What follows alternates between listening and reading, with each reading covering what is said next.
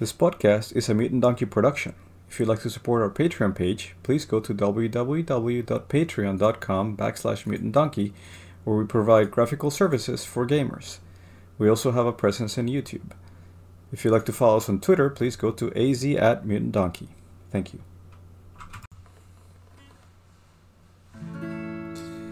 Mutant Donkey is a show.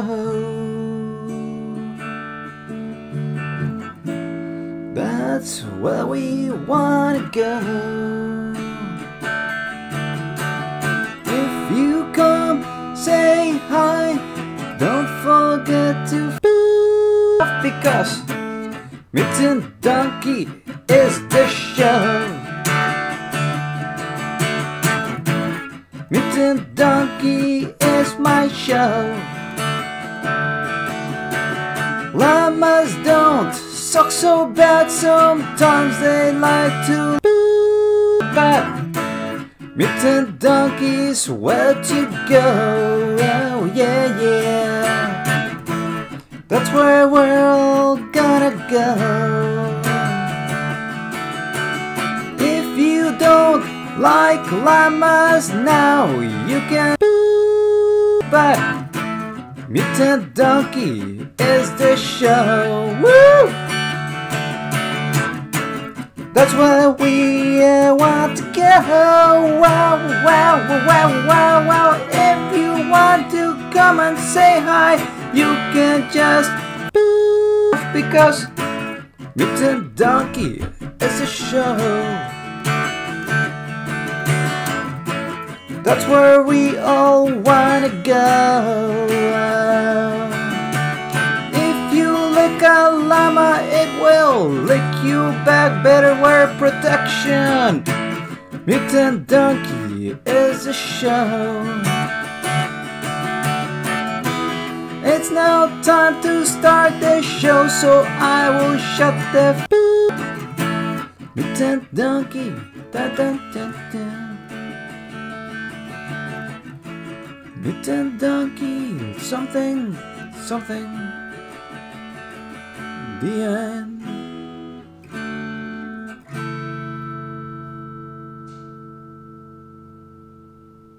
Okay, so, well guys, thanks for coming to the Mutant Donkey podcast and for being part of it.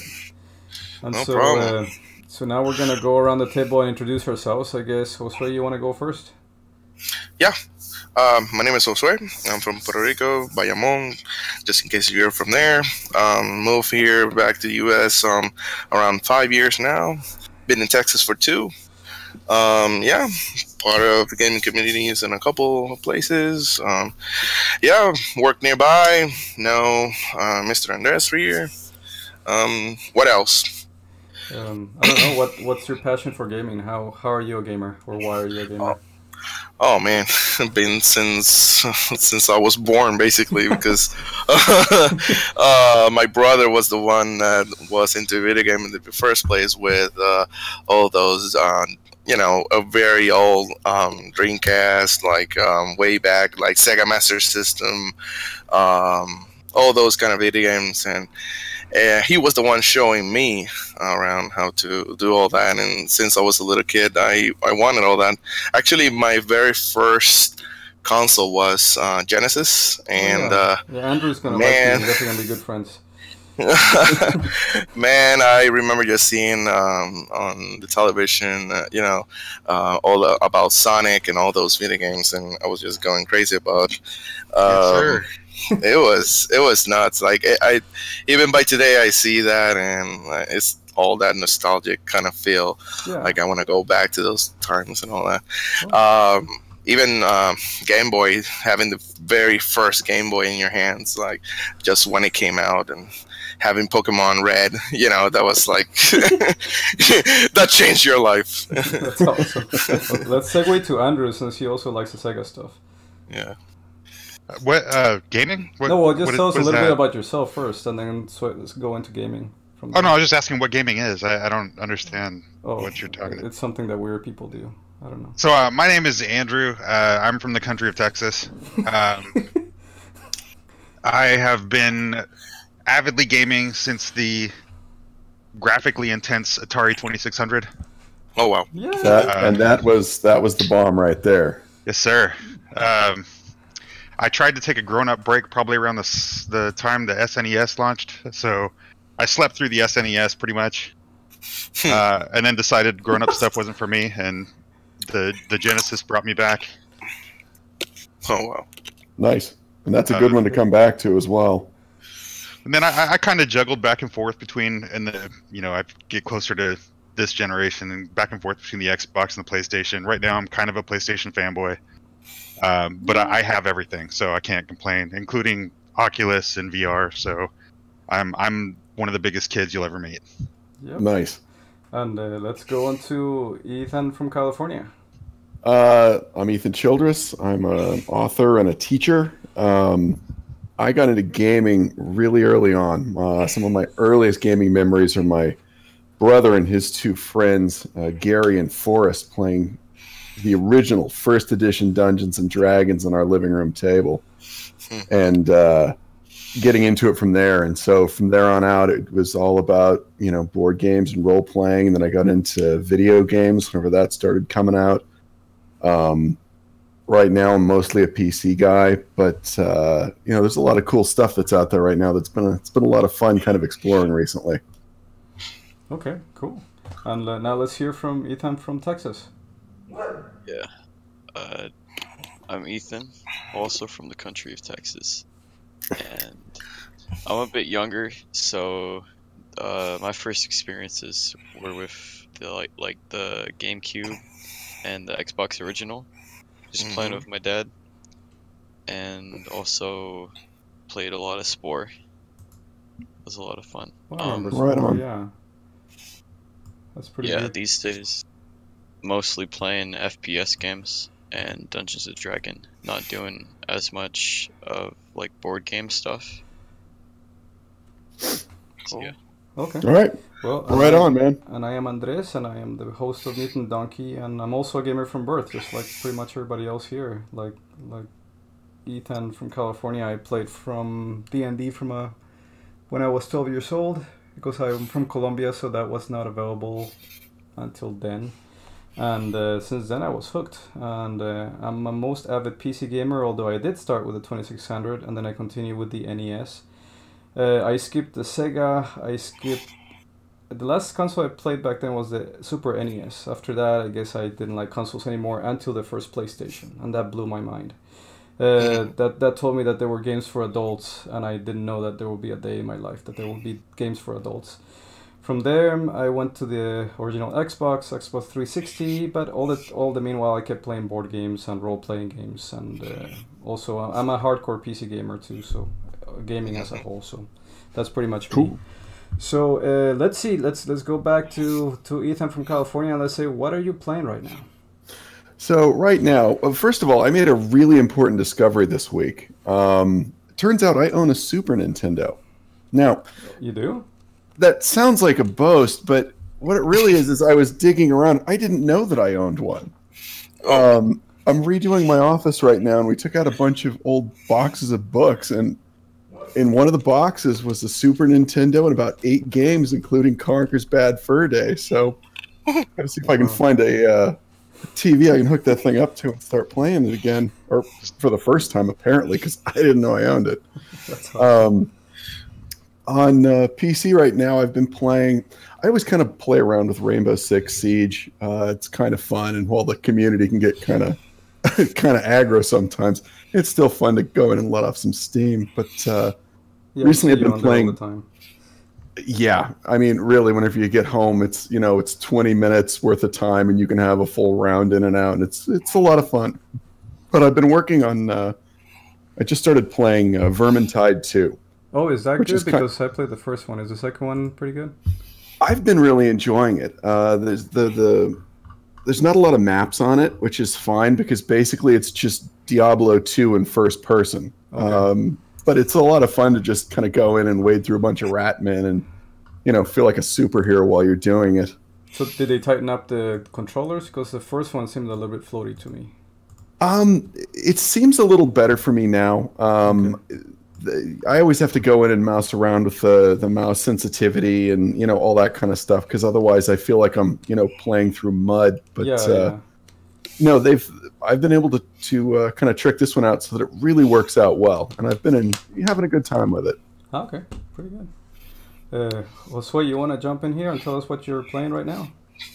Yeah. Oh sure. no, wait. Before you say anything, I know what Josue is playing because I found out very quickly what he was playing. I went to talk to him on Wednesday. I went to check out my mail.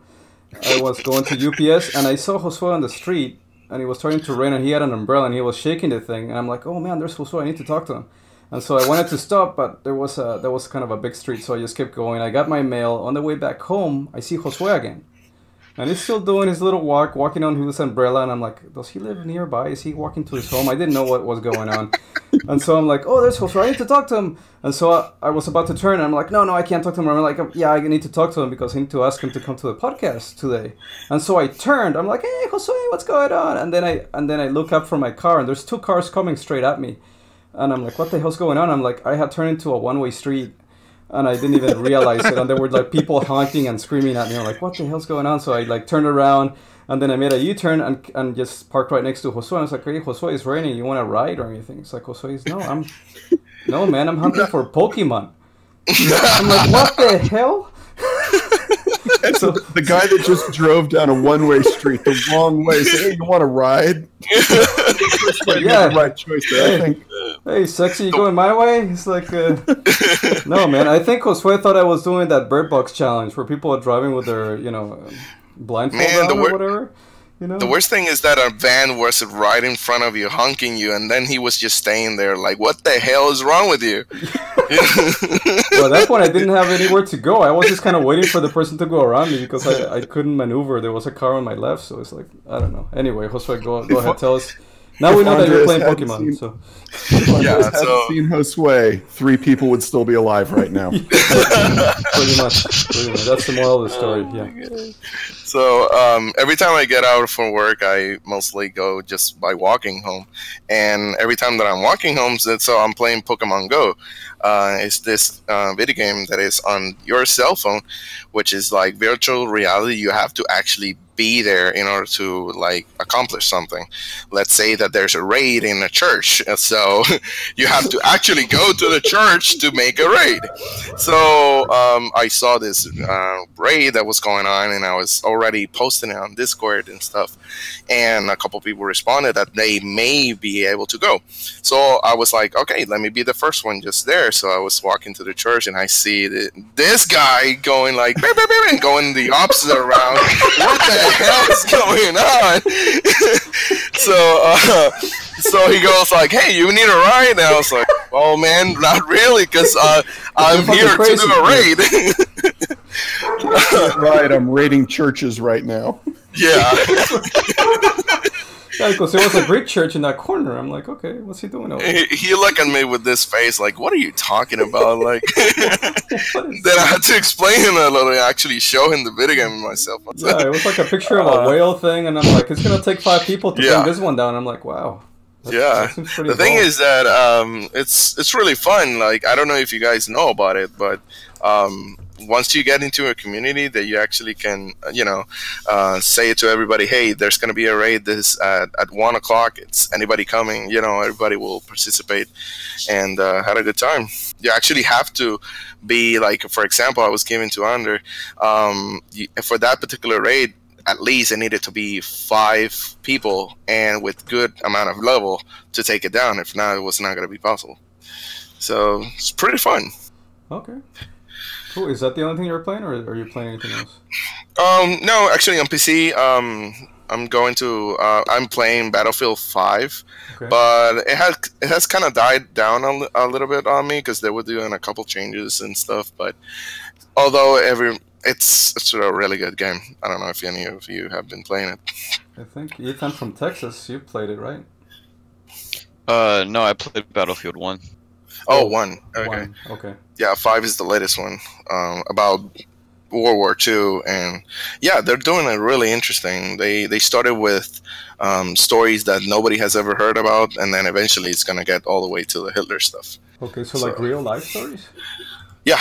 Okay, well that's actually interesting to me. I might actually give that a try. Okay, let's segue over to Ethan from Texas then. What are you playing right now? Recently I've been playing a lot of CS:GO. I've been playing that for like a couple years now, and I've also been playing Mountain Blade, which you recommended to me.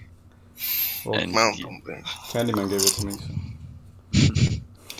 You told me it was literal crack, and you were right. Yeah, that game is crack. I am You addicted. should never play that. That's worse than Pokemon, man. That's like real crack.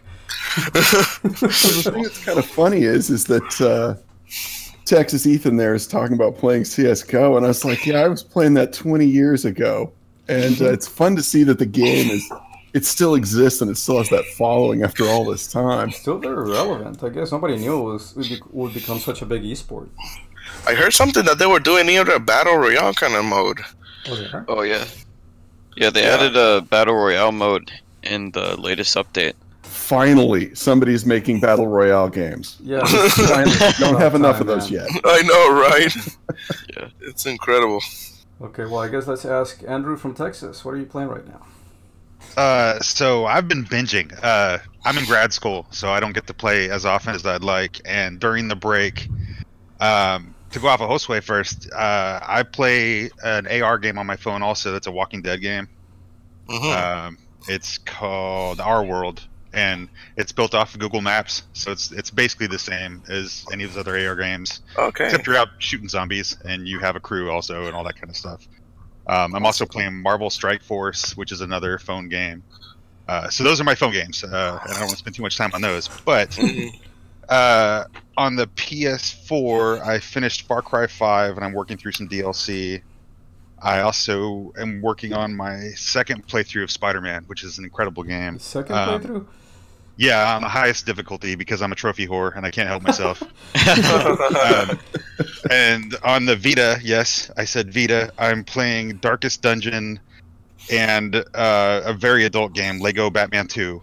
Yeah. I'm trying to get that done. Heard there's a lot of language in that one. Oh, it's rough. It's so violent. And then on the PC, finally, I dipped my toes into Mountain Blade because of Andres also.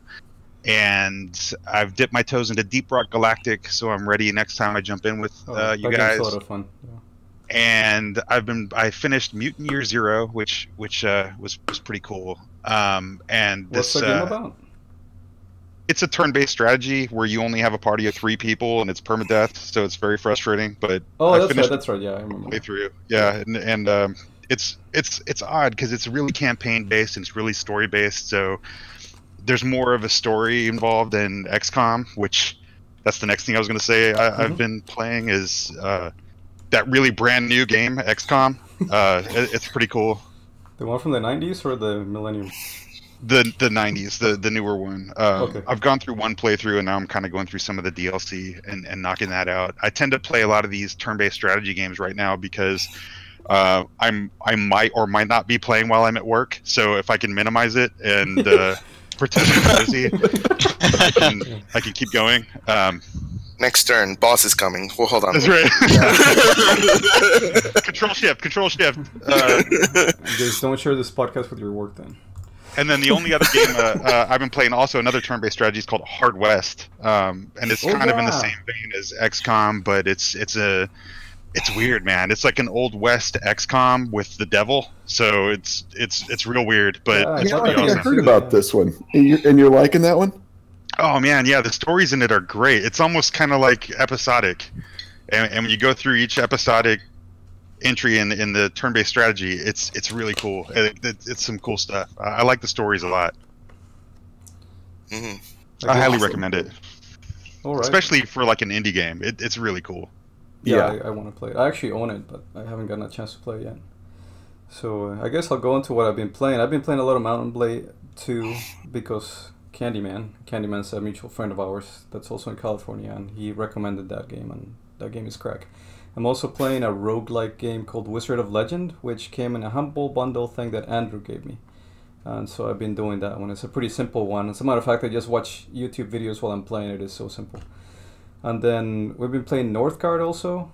which is a real-time strategy game, but it's slow enough to be almost. It feels kind of like turn-based, except it's real-time.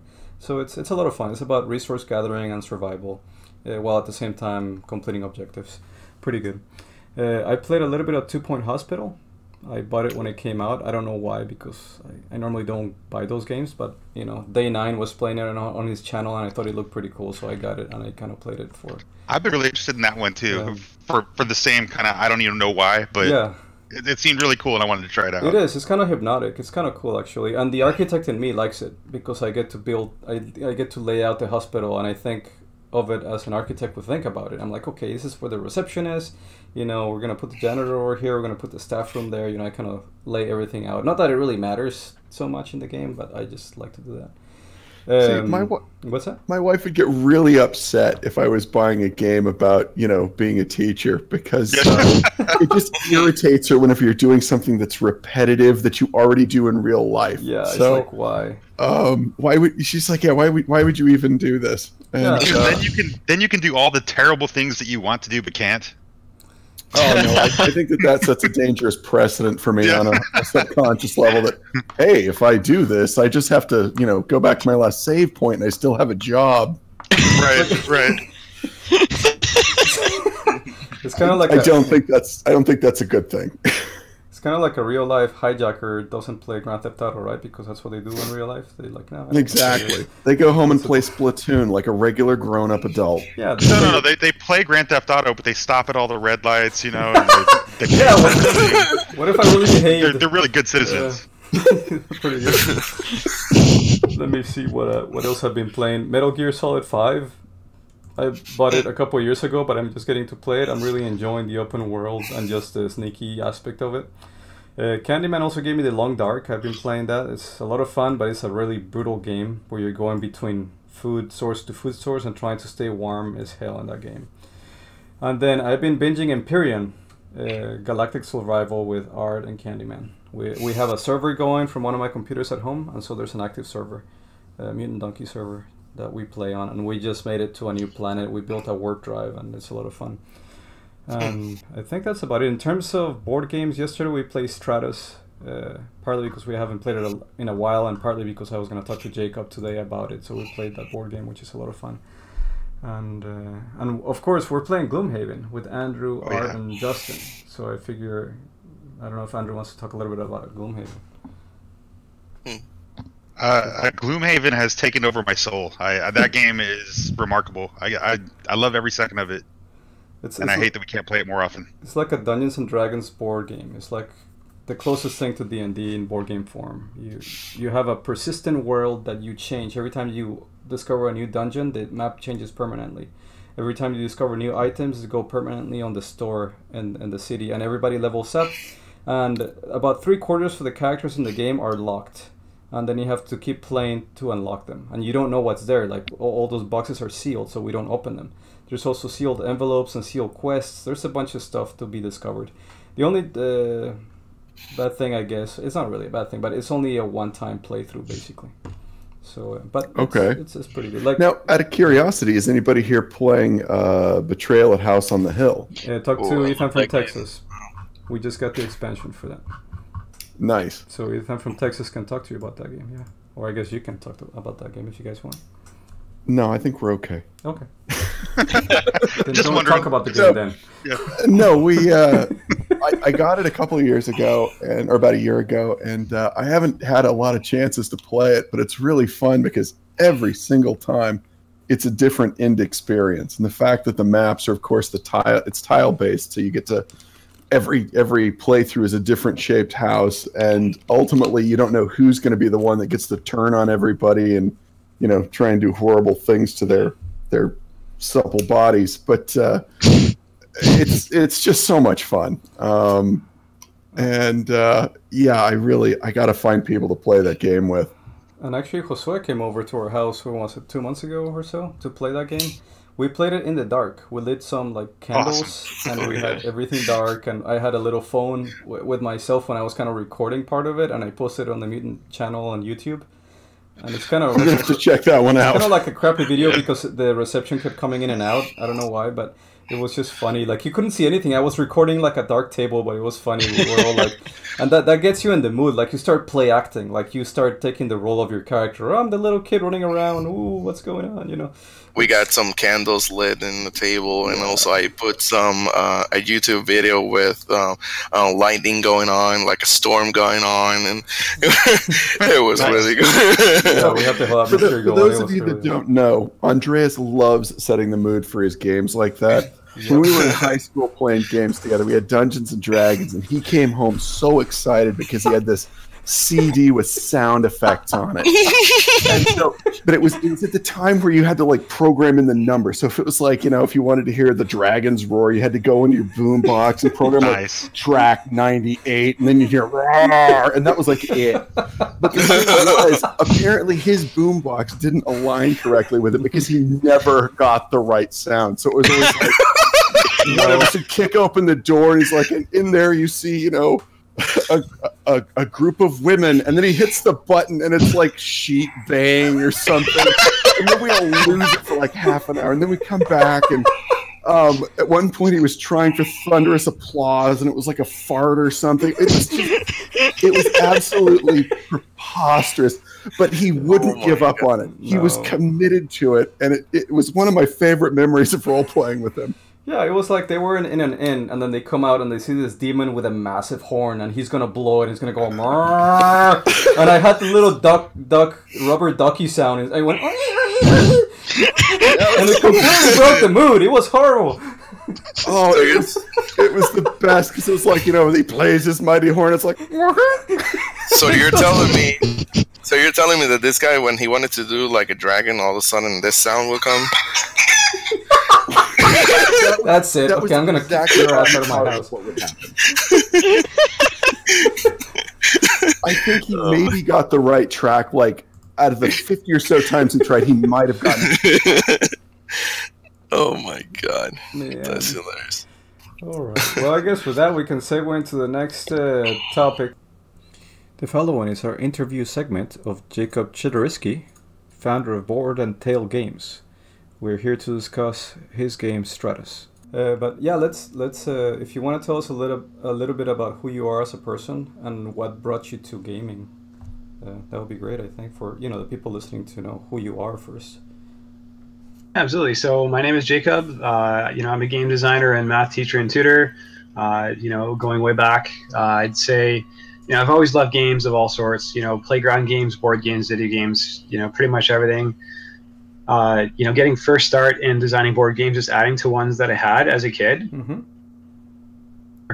The first one that I was really enthusiastic about was called Conquest of the Empire. I think I actually did go through a second printing a little while back. Okay. It's like a Roman Empire themed Risk type game, but with some really nice, pieces, like you're building cities and roads and that sort of thing, but still ultimately, an army conquering kind of game. And I loved it, but then at a certain point I noticed that basically whoever had the most catapults advantage that you win, and I was like 10 or 11 at the time, but I saw like, okay, the numbers just work, whoever gets the most catapults wins. Yeah. So I wanted to add to it and think like, well, what can we do? Because I love the game, but I don't want to just be able to predict what happens. So I just added what I had access to, being 10 or 11, so robots and fighter jets and whatever other toys I had, and just made up the numbers for them. And it was a bit out of theme, I suppose, but it was a lot of fun. That was probably the beginning of designing games. And kind of fast forward a few years later, as my friend David Gundrum said, hey, we're finishing a math degree, like let's get started, let's make a game. And Stratus came out of that, basically. Oh, okay. So in essence, back then you were already balancing games, because you're saying the catapults were overpowered. So basically you were looking for a way to balance. Basically you're balancing the equation. And I guess that's a very intellectual, methodical way of approaching things, right? I fully admit there are different, methods. there's testing, of course, is super important. But there's some things that you can see out of the numbers first that would streamline your testing, and like both are important, but like the math will be pared down what you have to do.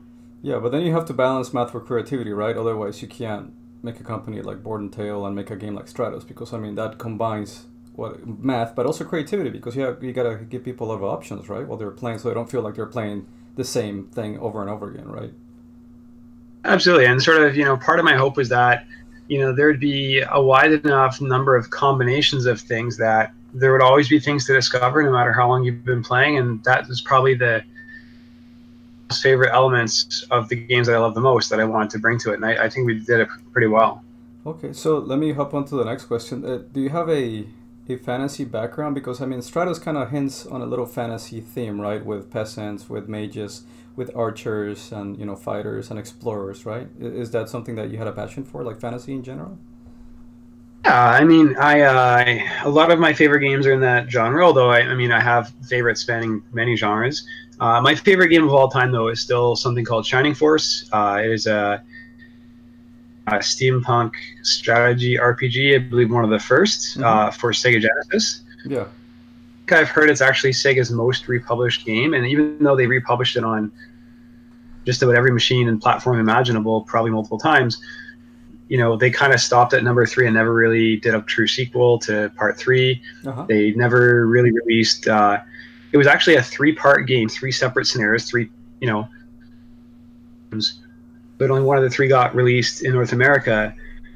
But there's still a strong enough fan base that's actually the community at Shining Force Central did and patch for the file to where you actually would be able to play in English. Okay, but are you saying did that used to be a tabletop, or is that exclusively a video game? Exclusively video game. I mean, okay. I think it'd be very well suited to tabletop. But it was, I'll admit, it was one of my inspirations, especially a rich fantasy world. But it was also like very quick and direct to what you were doing. Like it was a very, I think, a pretty elegant combat system. You had move, attack, item, magic, like very straightforward kind of stuff, but still the right elements that you could use them together creatively.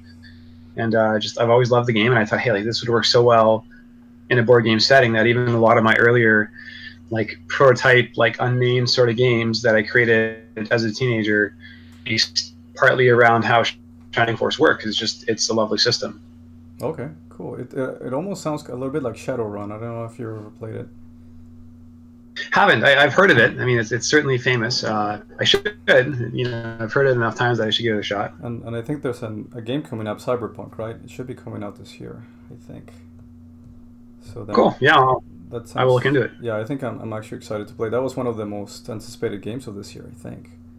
I hope so. But here, let's steer the conversation back to you. How was it hard starting board and tail games? I mean, was it a full-time job, or did you have to juggle a lot of responsibilities? How did it impact your life in general? It was for a stretch. At a certain point, just it wasn't self-sustaining yet. And now, I mean, the space is so much more competitive that I think we'll be able to do it, but it certainly will take longer.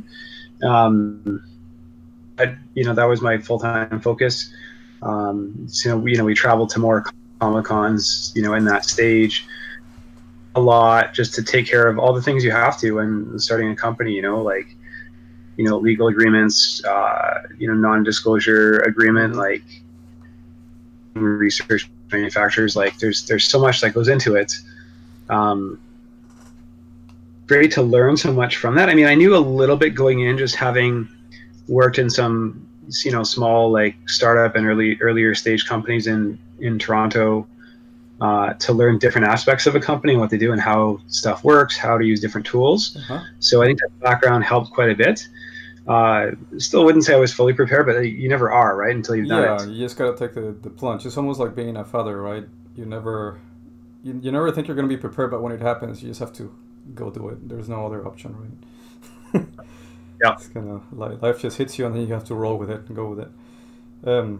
So was it hard getting funding? Did you have investors, or how did you guys overall fund this thing, or was it just out of pocket, or you just loans and things like that?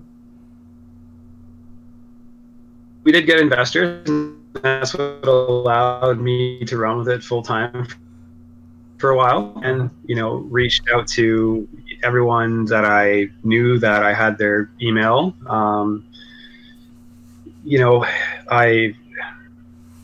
How it basically went was that first, we got a handful of friends and family investors. We got a couple other investors later on, where just the fact that we had a few people backing us already put around $5,000 of my own money into it, through the various years of like multiple prototypes, and more probably more than anything, the fact that we had actually sold something. Like we'd gone through multiple stages of prototypes. What we labeled our first edition, which I guess really was more of a beta prototype, but still like we called it our first edition. Like it was complete and playable and came in a box and everything else. And the fact that we had sold 15 games that were just made out of wood, but we made stuff ourselves. It was not through mass manufacturing, but the fact that we had made and sold something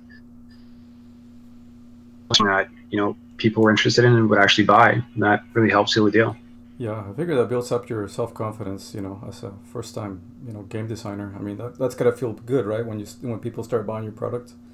Yeah, absolutely. Of course, always, along the way, right? Like, again, this idea where you're never fully prepared and you don't really know what to expect. Like we thought early on was, hey, like, people have played our game. Let's just ask people who've played to go post a review to Board Game Geek. Me thinking like, okay, anyone who likes board games will have an account or whatever. For every active Board Game Geek player, there are probably like 20 others who don't follow the site and don't care, because board games is easily at least 20 times bigger. Yeah. And what ended up happening in the early stage is that people accused us of posting fake reviews. So I guess that might have been an issue with some other game years ago. Yeah. They asked to post a review, and they did, but because they're a new account, there's stuff going on here and some drama and stuff. But yeah, these are the sort of things to new. Yeah, I do remember something when I posted on Board Game Geek. I do remember some people were accusing people of having fake accounts and things, and I'm like, dude, I have at that point I had been a member maybe for 4 or 5 years, and I have like upsize of between 80 and 90 board games. So I'm like, dude, I know what I'm talking about. I know about board games because I have a board game collection. I'm not just some guy that came here randomly and just did a review. So I was trying to tell them this is not fake reviews. This is actually a good game, and just because it's new, you don't have to hate on it. People are very quick to dismiss things nowadays. I find that they have a very short attention span. They don't pay enough attention to the things that they should, I think. I don't know if you feel similar. Well, and thank you for speaking up there. I definitely appreciate it. And one thing that's been I know this is kind of an aside, but it's been really kind of strange to see is that it's, comparing this versus what looks like accounts on Twitter where any political thread, there are accounts. You can't really say it's fake, but just someone made a new account this month or last, just specifically to agenda only, and it seems like that's all the account is about. Where it was created like 2 days ago. So I kind of understand the view of, hey, this looks like a fake account or whatever else, because like it's prolific on Twitter, but it's almost never called out. Yeah, I see. I guess I can see both. I see how people should be cautious, but it's not always the case. Especially Board Game Geek, I don't know that a lot of people do that. I could see how that would happen more often on Twitter because it's more prolific. Board Game Geek is a lot more specialized. And normally you only find people there that are actually passionate about gaming, I find. I don't really find a lot of toxicity in there, I don't think. Not as much as you do in other platforms. Yeah, and it's, I would love to see them, really flourish with some newer technology. Like I know they've revamped the game page sort of thing recently. It still strikes me a bit odd that a site that is that large somehow can't modernize with a nice interface, whatever else. Like they've done a lot of work, I admit, but honestly I don't use it a whole lot. It's clunky and it won't work. Yeah, like I said, you have to be passionate to be in there. Yeah, you have to love board games more than you hate clunky interfaces, basically. Yeah. All right. So I guess you talked a little bit about your marketing strategy in contacting people and having people, just players that you meet in person going to Comic Cons. Is there any other way that you guys build like relationships with potential buyers and retailers? At our launch, Facebook was a great platform for us. Of course, these media platforms, they changed quite a bit over the years, and I would say that probably one more thing that we weren't fully prepared for is just how much the platform would change and how it works would change. And I really want to spend more of my time in making the best games, not mastering the fine details of exactly how Facebook marketing works, but it's part of what has to be done. But it did work very well for our launch. I mean, it got awesome reach. In the very early stage, like our launch friends and family thing got leaked to Reddit. We did pretty well for a launch. Like, I'm still quite happy with like our first 100. The pre-orders happened before, and we airshipped them from China for the first 100. I have a special moment, but that was quite the adventure. Okay. I think the in-person is still my favorite, though. I mean, sort of going forward, I know we're actually, growing what we're doing and scalability while still having family time and whatnot. Like, online's got to be a thing. But I love the in-person stuff. Like, having actually met you in person and so many awesome people there in Houston. Like, yeah, that was a lot of fun. I remember. I'm glad my wife found you guys. We were about to leave the convention, and she said, "You gotta come here. This guy's have a board game." I'm like, "Yeah." that was really nice meeting you guys. Would you like to give a little synopsis of Stratos, just so the listeners know what type of game it is? Yeah, it's a fantasy themed strategy game. It is based. It's on a modular board, different setups every time that you can either follow the maps we made or make your own. And you have a tribe of heroes earning prosperity. So you're earning prosperity points. The first to 10 points wins. And the ways to earn points are mostly based on the different characters. So you can earn points by hoarding full sets of resources, defeating enemy characters, casting different spells, as well as avoiding traps. So, it's an adventure and strategy game put together. What some people have called it, it's a bit like Catan meets D&D.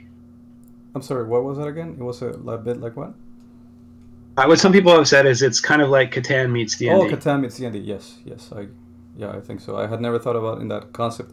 The way I think you guys explained it at first was just maybe like a mixture between Magic and D&D, maybe. I mean, we've taken inspiration from different sources of things that we've loved. I mean, one element of Magic that I will admit that I love, just like the creativity and the cool ways of combining things, especially the really like. And I think that's a pretty big part of the mage character, where he has standard spells, but he's more of a trickster that can move things around. Yeah, exactly. You don't know what's coming. And I did play Magic back when it came out in '93, and I played it off and on. And what I really love about it is that you can have a guy with like basic cards against a guy that buys like the most expensive cards, and if you don't build your deck correctly, the guy that has the basic cards could beat the other guy any day of the week, basically. There's a lot more to it than just the cards. It's the person standing behind the cards that makes a big difference. And I think Stratos has a very similar theme to that. There's so many different ways to win the game that sometimes you don't even see them coming. Absolutely. I'm glad that you see and appreciate that. It's, our fans know this, and I know that's something I always wanted, that it would be, your strategy really mattered, but still unpredictable enough that, there'll be surprises even on the 10th and 100th play, and that there are still combinations that might be discovered years later. I'm still having fun, and I've been playing the game for us now. Still there? Yeah, hold on. I lost you for a second. Can you repeat the last 2 sentences? Yeah. So the part of the goal with Stratos is just to give enough options that there would still be new options and combinations of things that you still be discovering even on the 10th and 100th play. It's drastically different every time you play through it, different scenarios.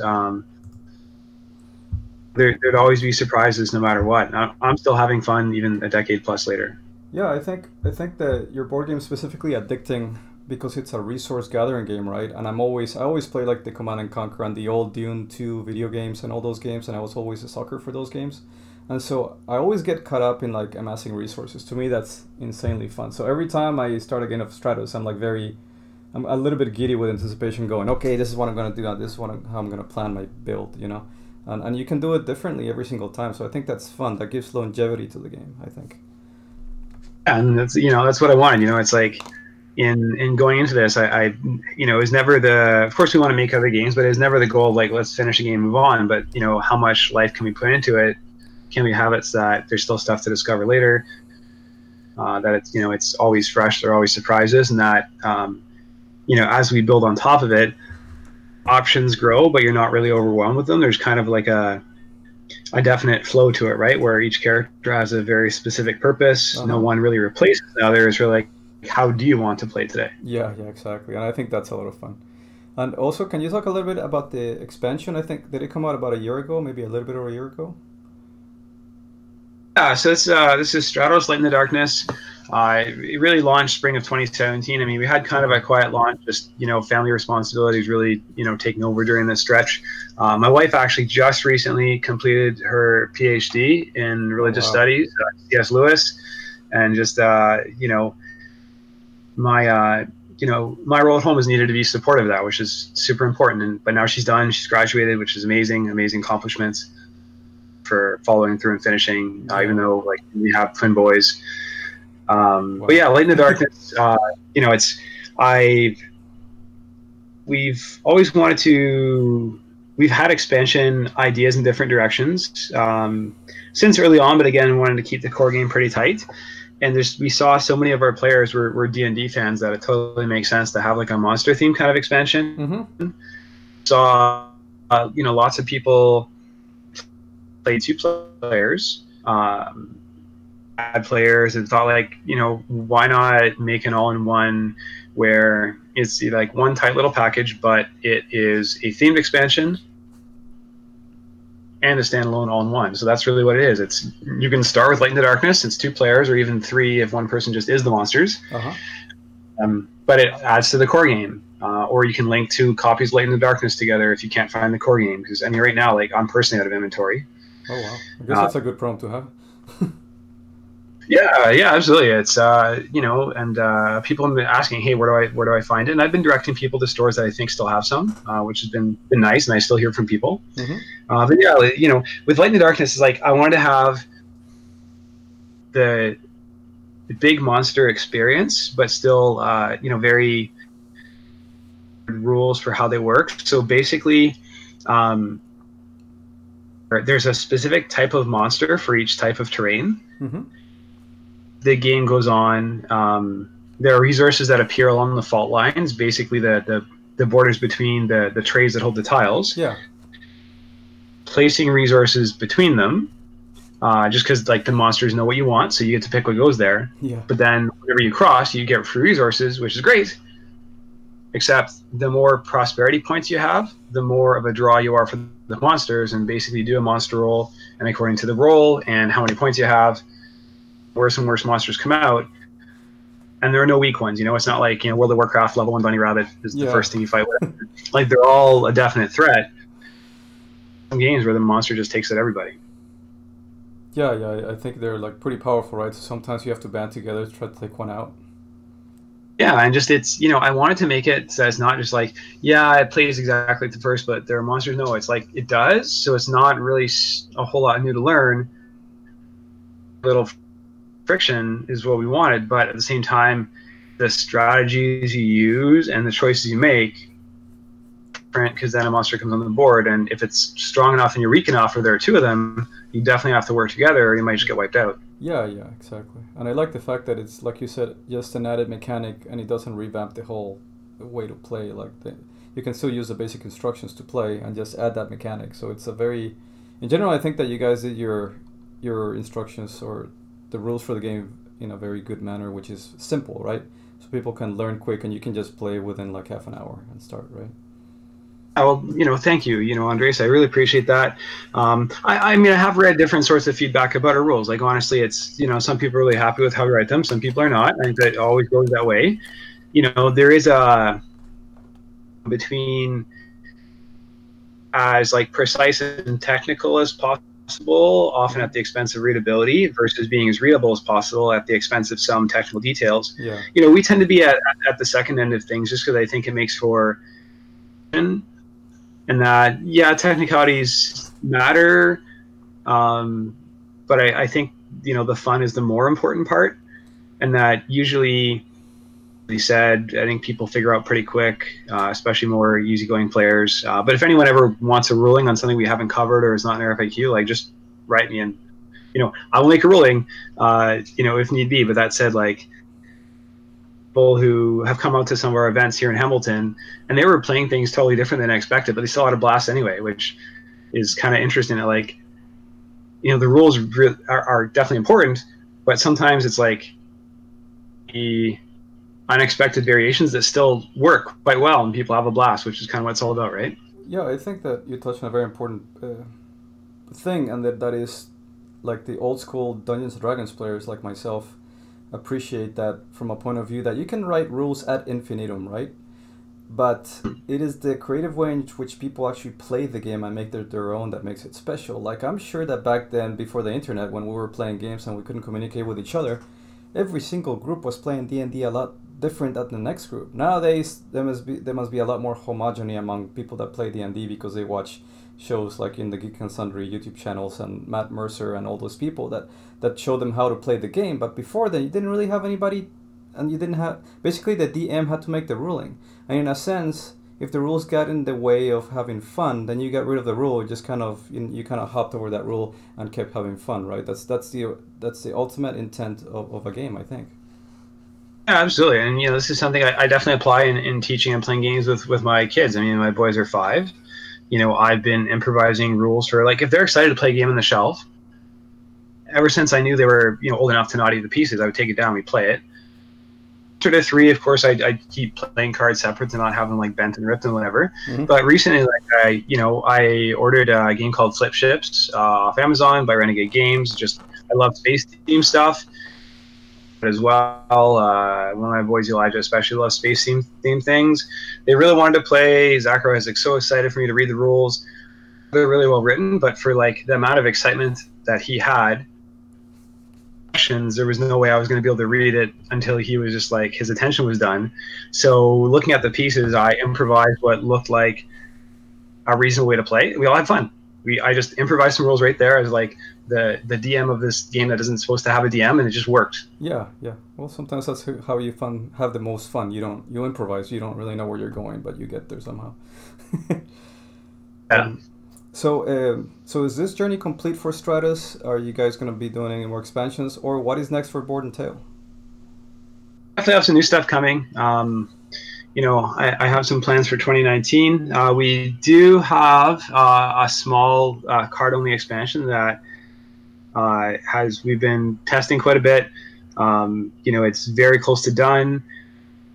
Still ultimately thinking, like, what and we're doing with it, because on the one hand, like, we have a nice little expansion that's really ready.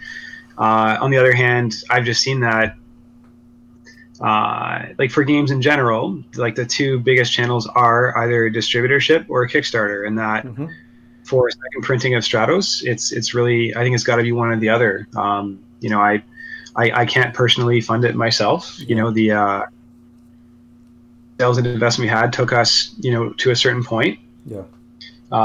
And that there is still demand for the core game. Like, this past Christmas, there were plenty of people contacting me saying, "Hey, I see you're sold out. Where can I get it?" Yeah.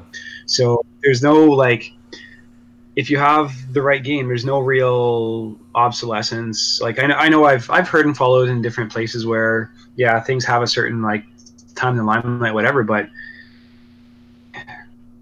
it seems like there are enough people that still love this kind of game and that want this kind of experience. So, our plan is definitely to do a new edition of the big box, like 5 players all at once, lots of content sort of thing. So, we're planning to do that, at some point this year. Still kind of figuring out our plan exactly.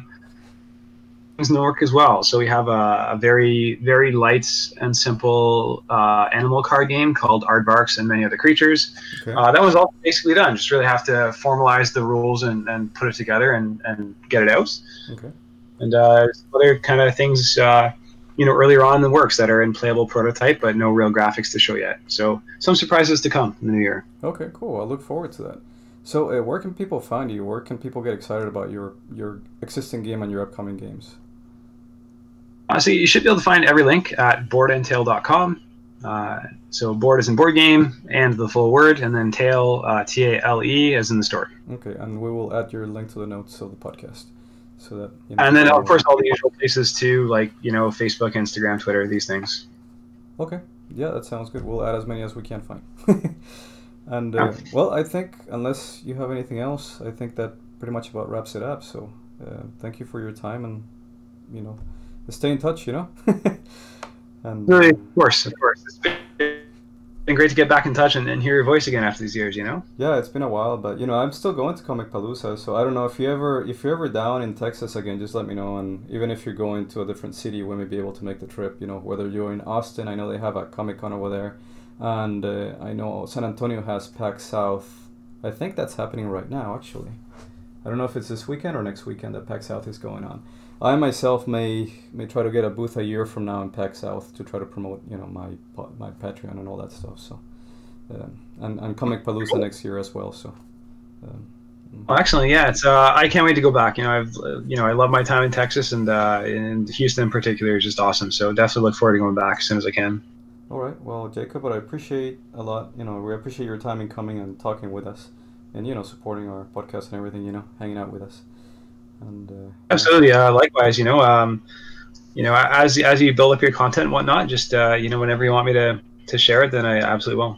Okay, and I will also on more the personal side, or not so personal, but I'm also developing a board game. I think I told you about this, and I guess at some point, if you don't mind, privately, I'd like to pick your brain on my mechanics, because it will be absolutely. There will be some similarities with Magic where you have characters. Have you played Gloomhaven? Do you know the mechanics? I haven't. I've read a bit about it. I understand the basic choice system with the card-based combat. A friend of mine here in Hamilton, who's also basically become one of my testers, and Dan, you're awesome. Thanks. He got a copy. He found a copy recently, so I think we're gonna play pretty soon. Okay, it's a lot of fun. But before Gloomhaven came out, I was leaning towards a PvP, but also a co-op / PvP card game. But it's also a board, so it's a combination between the card game and the board, which is a lot like Gloomhaven, but very different in respects where you're kind of almost competing against each other. In Gloomhaven, you're cooperating, but but anyway, I will talk to you about this at some point once I have more definite things in my definitely. I mean, keep working on it. Especially whenever you feel energized for it, just go for it and keep working. And when you're ready, we'll talk. Okay. Well, sounds good. Well, Jacob, I'll let you go since I know you probably have things to do. But thank you again for coming and talking with us. Thanks for having me. Okay. Take care. Bye. Bye. We now return you to our regularly scheduled programming, which is what have you been watching in terms of movies, streams, whatever. Who wants to take this one first? Well, I've been watching Band of Brothers. It's about it's really good, man. Excellent. It's kind of similar to, if you like Saving Private Ryan, then you're gonna love this series. It's like Saving Private Ryan in steroids. I don't want to say too much because I don't want to spoil it, but if you're into that, like war stories and stuff like that, man, you're gonna love it. Yeah, it's a really solid series. Besides movies and stuff, no, not much. Been way too busy and other stuff. Has anybody seen anything lately, like Spider-Man Into the I went and saw Glass last night. Oh, you did? What's that? How was that? Man, M. Night and I are soul brothers. He wrote that movie for me. I loved it. Fantastic. That's I good can to hear. see why a lot of people are going to be really, I don't know if angry is the right word, but they're going to be unhappy with the third act of that movie. But to me, it was perfect. I loved it. I loved every minute of that movie. And so did my wife. Both of us really enjoyed it. James McAvoy deserves an Academy Award. That's definitely on my list of stuff to watch. Yeah. He was astounding in Split. I mean, the fact that he could have overplayed any one of those roles, and he was just right on the edge the entire time. It was a completely believable performance. Really good stuff.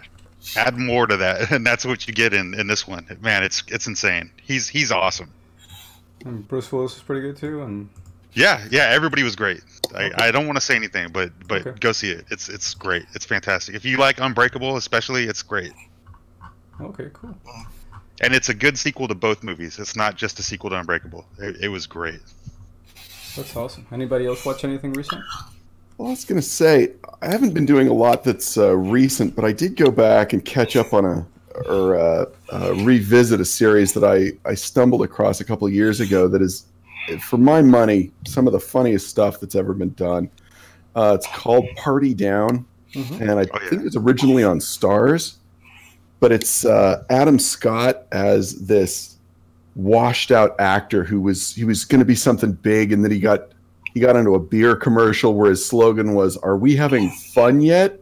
And his career just tanked. And so he's going back to the catering business that he got his start in. And so it's each one of the episodes is named after the event that they're catering. And so it's all these people that are trying to make it in the industry, just living this mundane existence. And it's got some fantastic actors in it. Jane Lynch is part of the original cast. What's her name? She's married to Ron Swanson. Megan Mullally. Megan Mullally was in it as well. Did a great thing. There's a bunch of terrific cameos. T.J. Simmons does a cameo in there. There's a ton of stuff in there, and it is absolutely hilarious. When is that from? It's from Starz. I think it's 4 or 5 years old, so it's not actually recent. This is actually Adam Scott before he went on to Parks and Rec, but he was really kind of honing his craft at that point. He did a terrific job carrying that series. Awesome. Anybody else want to talk about what they're watching? Ethan from Texas, what have you been watching? We watched that Bird Box movie recently. Yes, Man, that's good. That's good. It's good. I didn't really like it a lot. The only thing is that I thought it was a little bit too close to what's that other movie?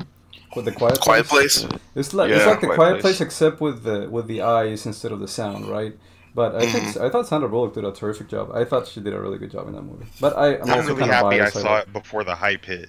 I'm really happy that I saw it before the hype, because the hype is kind of ridiculous. It is. I don't understand the hype. Why is it so popular? I don't know. I don't get it. And it would have killed it for me if I wouldn't have seen it the weekend it came out. But I thought it was pretty cool when I watched it. No, it was really good. Talking about the hype, the other one, Black Mirror Bandersnatch. Well, I haven't seen that. Is that the one where you choose your own adventure? Yeah, Have you done it? actually I even saw all the endings already, but cool. Man, it's kind of addicting. Because at the beginning, the way they did it. Yeah, it's so cool, and especially for us people that we understand like how decision making in video games work and stuff like that. I don't know. I think it's more special if you do understand how things like that happen, and man, they did it so well. And I don't know if you guys know, but there is this apparent Easter egg that it was already. Who's here? Adriana. Oh, okay. So there was this hidden Easter egg that if you did this combination of whatever options you choose, it will actually take you to a hidden scene where there is this kind of like weird sound that you can barely hear. It's like like almost like an internet connection back in the day. So people discovered that sound translated into a code, which it was the same computer code that he was using in the movie. I don't want to spoil it too much, but that code, somebody translated it into a QR code, which you can scan with any phone. Sweet. Once you scan that, it will take you to a hidden website, which it was a website based on the movie. Really? People were watching that, and it was like going nuts in Twitter and stuff. Not only that, whenever somebody clicked on one of the links, it was a downloadable link, which download a video game from the movie that you could actually play, but you needed to run it with an emulator of the computer that the guy was using in the movie. Oh, wow, that's wild, man. It was crazy, man. It was crazy. I love that. That is a deep cut right there. If you've got to take 15 steps to get to it, then that's got to be kind of cool. Oh my god, I love the fact that you could do it from a movie from Netflix. It's like, no, that's crazy. I loved it. Yeah, I really want to see that, but and I was gonna start it and I was gonna watch it with Adriana, with my daughter, and Anne came into the room, was like, no, you guys are not watching. I'm like, okay, I guess we're not watching this. But you know, Adriana makes me watch all kinds of scary stuff, so I'm like, I thought this would be okay, but I guess it's a psychological twister, right? Yeah, I imagine so. But anyway, but now that Adriana almost came into the channel, I guess we shall call her Moopy, because she told me that Moopy is the center of Mutant Donkey, like she's the main star.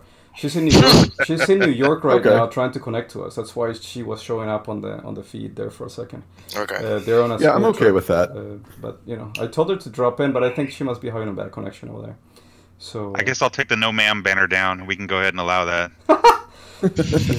Well, she's in charge, so you talk to her about it. She's the heart and soul, haven't you heard? She's the heart and soul. Yeah, the heart and soul. Yeah, she's probably gonna join us for a bit on the next podcast. I can't wait to be called a nerd. Yeah, pretty much. She's gonna talk about how llamas are so cool and stuff like that. So okay, I guess let's see what I've been watching. Attack on Titan. Has anybody watched Attack on Titan? It's the weirdest thing in the world. That is a rough watch for me. Yeah, it's weird. I thought it was gonna be really weird, but I got really hooked into it for some reason. Like the interaction between the people and the young kids and trying to be part of the military. I don't know. That was interesting to me. I'm kind of hooked into finding out a little bit more and more about the world they live in and why things happen the way it happened. Yeah, it's definitely a weird show, though. It's that hyper violence that, I mean, it's one thing if you're like, you know, the grimdark thing really kind of, it bums me out. I got to be in the mood for it. Mm-hmm. And I mean, if you're wanting cartoonish violence, you know, you go with Starship Troopers. But whenever you get into the kind of cartoonish violence that's really meant to be, you know, kind of the centerpiece of it, I find it really depressing. And to be fair, I've watched the first season. It was really captivating. The story I thought was really compelling, but it's been tough for me wanting to get back into the second season of it and kind of, you know, recommit to that kind of psychological abuse. I can understand that. Yeah, it's kind of like the same way I feel when I watch Black Mirror. Like when you go into the next episode, do I want to get mind raped again? You know, right. It's like, because you just watch the Prime Minister and the pig. Yeah, exactly. And you're like, what are they going to do as a follow-up to that? Surely they can't be anything worse than this, right? and then you hit play. Yeah, then you hit play. And then Ethan from Texas got a little bit disturbed with the Star Trek episode, where the guy, you know, there's a digital footprint of anybody that goes in there and they stay trapped over there. Spoilers. But that episode really messed with his mind. And I could see when I was younger, an episode like that would really mess with me too. Yeah. What is that? Sorry. Somebody's putting their pants on. Are you okay? I think somebody just got strangled by their mic. Are you alright? We're successful. So does anybody want to chime in any more about movies that you want to watch or you have watched? Well, I just watched the trailer for the movie The Man Who Shot Hitler and Then the Bigfoot. Yeah. I've got to be honest with you. I'm really intrigued by that. The title alone. There's certain movies where you hear the title. Yeah, they have me at the title. Right. I mean, you hear John dies at the end, and you're like, well, yeah, I guess I gotta put that theory to a test. Awesome movie, by the way. Good call. Good call. Yeah, John dies at the end. It's really good. Yeah. Well, and so I was watching the trailer, and I kind of had Bubba Hotep in mind. I was like, yes, is this one of those ones where it's kind of like, is this real or not? And then I realized I didn't care. I want to see an old man shoot Hitler and then hunt a Bigfoot. I want to see talking, Sam... man. You're singing my favorite song. Just keep talking. I'm just saying. Just Sam Elliott walking around with that, you know, out in the middle. Just shoot Bigfoot. Let's do this thing. Put it on the screen. I'll watch it. That's awesome. Have you guys seen the trailer for Spider-Man Far From Home? Yeah, it looked alright. Looked pretty good. Pretty good? Yeah. Yep. I'm not familiar with that particular villain, so I don't know what to think. Mysterio was a special effect artist that had delusions of grandeur. Okay. So, judging by that preview, I would guess he created that water elemental and is making himself look like a hero. Oh, okay, gotcha. That's why he stopped. That was how I read it too.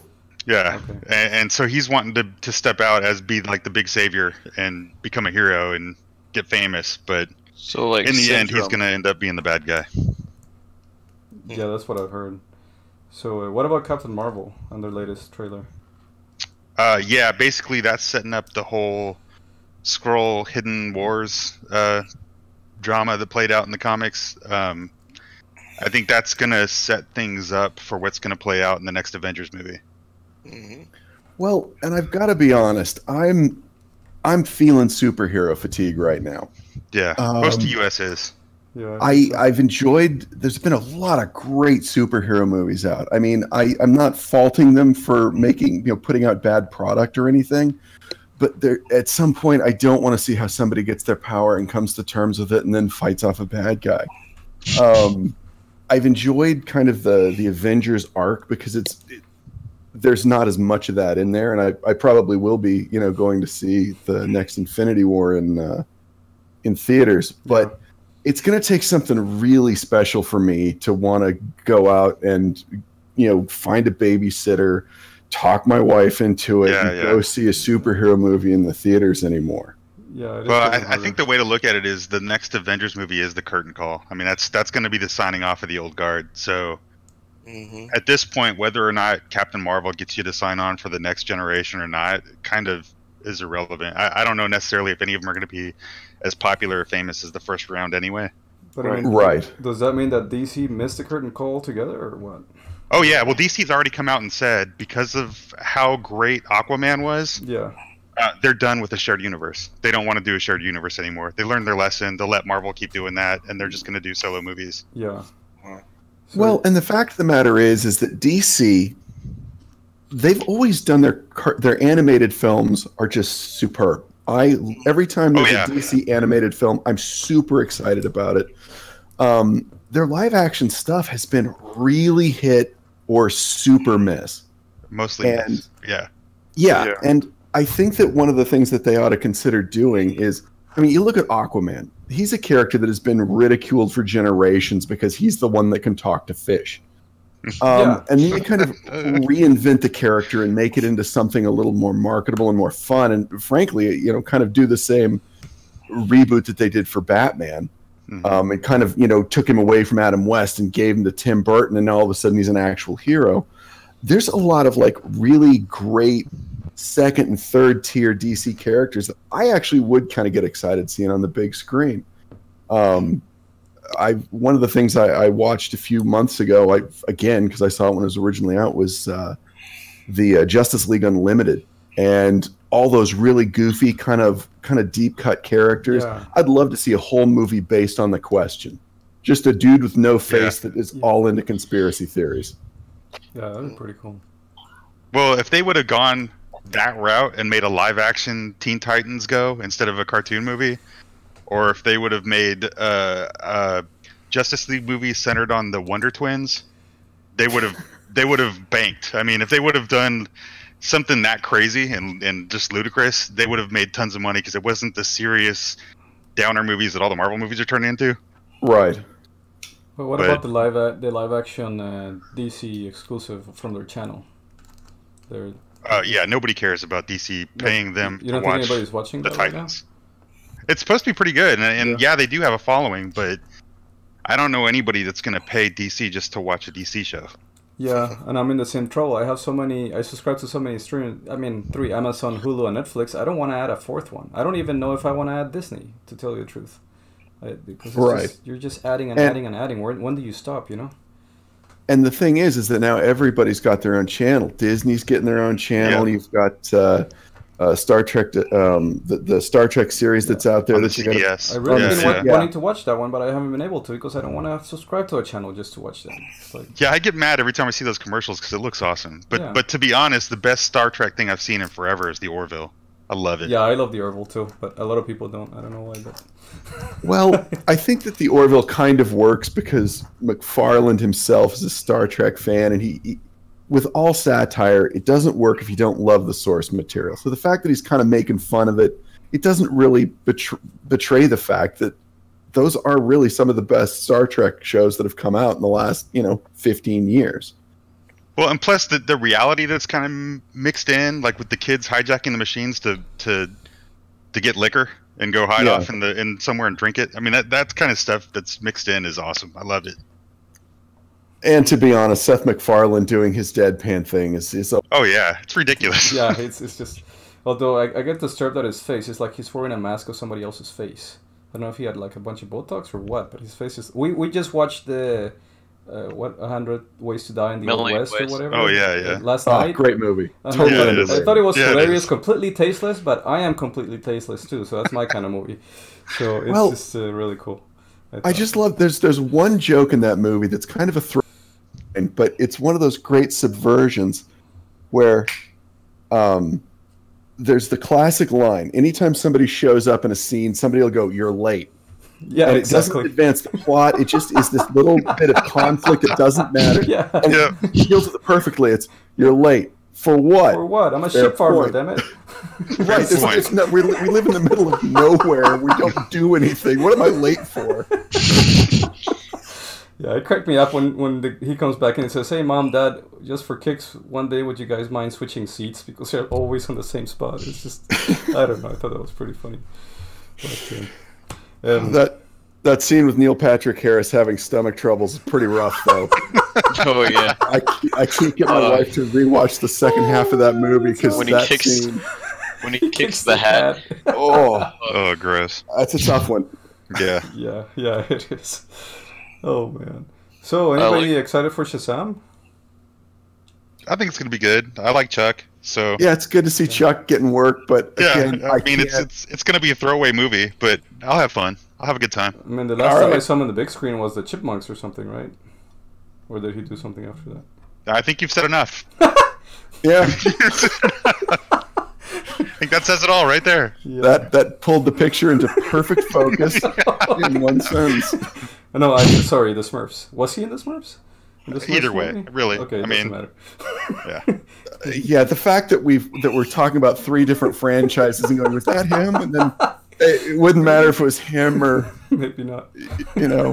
So anyway, to bring it back to what Ethan was talking about with the animated DC, any of you guys watch Batman Ninja? I've been wanting to. I haven't seen that one yet.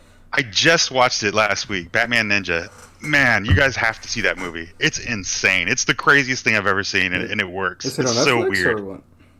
No, I may have used some nefarious method to watch the movie myself, but see it any way you can. That movie is amazing. Okay. And if you can imagine like classic Akira style anime, true Japanese artists making a Batman movie, making it in like feudal Japan. It's crazy. Yeah, it's the craziest thing. I do want to see that. The art direction in that movie does look sick. It's weird. It's so weird, yeah. Now that we're talking anime and Akira type stuff, what is that movie with the girl with the bionic... Battle Angel Alita. Yes, I really want to see that. Wasn't there like a series back in the 90s about that? Yeah. As a matter of fact, I found 3 Battle Angel Alita books as I was cleaning out my office. Oh, yeah? Nice. So what's your story? What's she about? Well, so the story is pretty. It's there's this guy that we've got a separated society. You've got the rich people that are floating around in these giant cities, and the poor people that live underneath them. Because whenever they dump their garbage, they can kind of live off of them.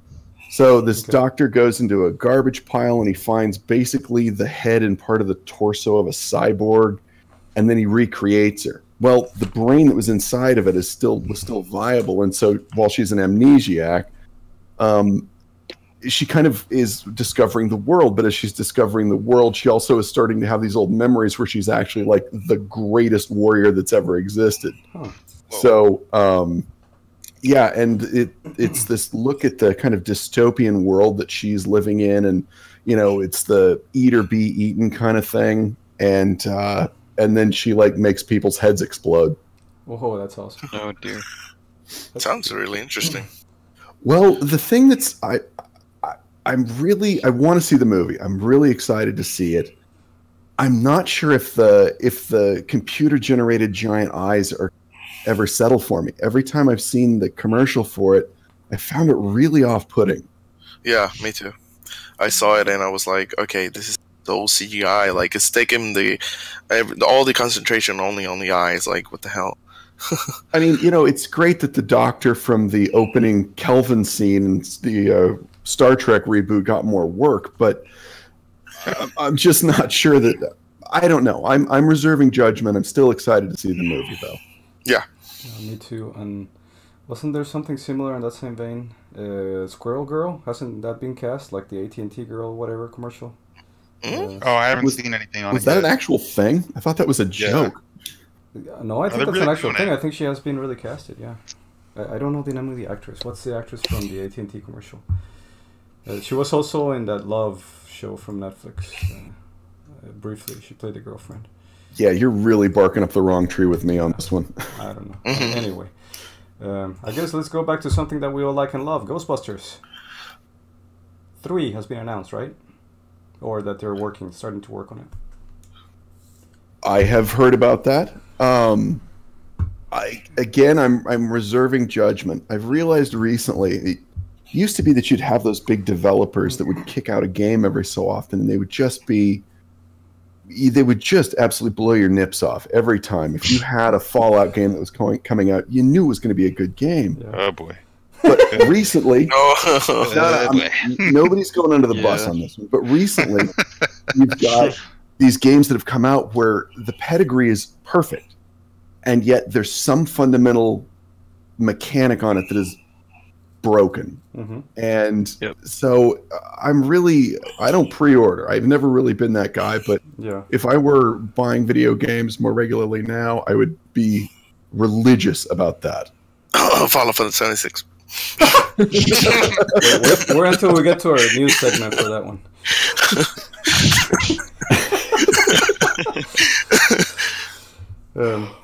But yeah, I guess Ghostbusters 3 is supposed to be what, like 4 kids? I don't know if they're kids or teenagers, right? Maybe two guys and 2 girls. And I guess there's been some kind of friction because the people that like the 2016 movie are starting to complain about this Ghostbusters because they wanted to continue. People? Yeah, the 5 people that like. Yeah, both of them. Both of them are really upset. So they wanted the Ghostbusters to continue the girl's story, and now that it's going to be something completely new. But it's like the son of the original director, right, or somebody like that. Yeah, so, Jason Reitman. He's directing, and Dan Aykroyd's been involved the whole time. So this is the sequel to Ghostbusters 2. Okay. My wife and I watched the female reboot of Ghostbusters, and of course we didn't find it all that great. But it was hilarious because my wife, she doesn't care about Ghostbusters one way or the other.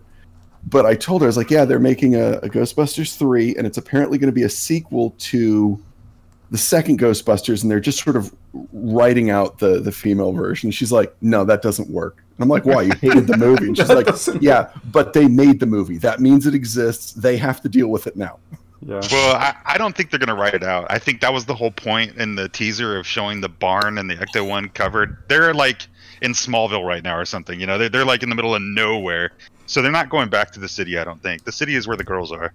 I think they're going to be somewhere completely different. And they're just going to be even if they don't address it, I don't think they're going to completely ignore it. It's going to be like a Stranger Things thing where you have the 4 kids in the remote area and something interesting happens. I mean, it could be, but I think it's going to center around Dan Aykroyd. I don't think it's going to literally center around other kids. Yeah, I think it's going to center around him. And we still don't even know if Bill Murray's going to come back because he's always said he'd never do it. But at the same time, every time he says he's not doing it, Dan Aykroyd is saying he's doing it. So. But Bill Murray did have a cameo in the other one, didn't he? In the 2016? Yeah. He was the unbeliever. Yeah, he was the guy that said ghosts aren't real in the that one. But that was just a big joke to him. He doesn't really want to be the guy anymore, Peter Venkman. Which is too bad because that is exactly who he is. Yeah, exactly. Yeah, even more so now that he was in the past. Correct. So just show up. Just literally put all of his lines with Bill Murray, and then the line, and then he'll just say them. Then you just later, I'm like, you're credited as Venkman. Deal with it. I'll be happy if he doesn't even have any lines. If he just shows up, I'm good. He just stares at them the whole time. Just waves. Or who knows, dies. If he shows up and dies immediately, I'm good. I'll go see it. Yeah, we need Steven Seagal to show up and then just die too. So now that we're actually in the new segment territory now that we're talking about all the upcoming stuff. So what do you guys think about the Witcher Netflix series? Well, I don't like to hate without seeing first. So, yeah, but I mean, are you excited about it? Until I watch at least the first episode. Yeah, I mean, do you think Superman's gonna be a good? It's Superman that they're casting, right? Yeah. Henry Cavill. Yeah. Do you think he's gonna make a good Witcher? We have to see. It's like he said. I really don't want to judge. I just want to see and look and judge after. Yeah. Well, and the thing is that there's all that controversy around. It's been mentioned that what is it, the forced diversity of the cast or whatever.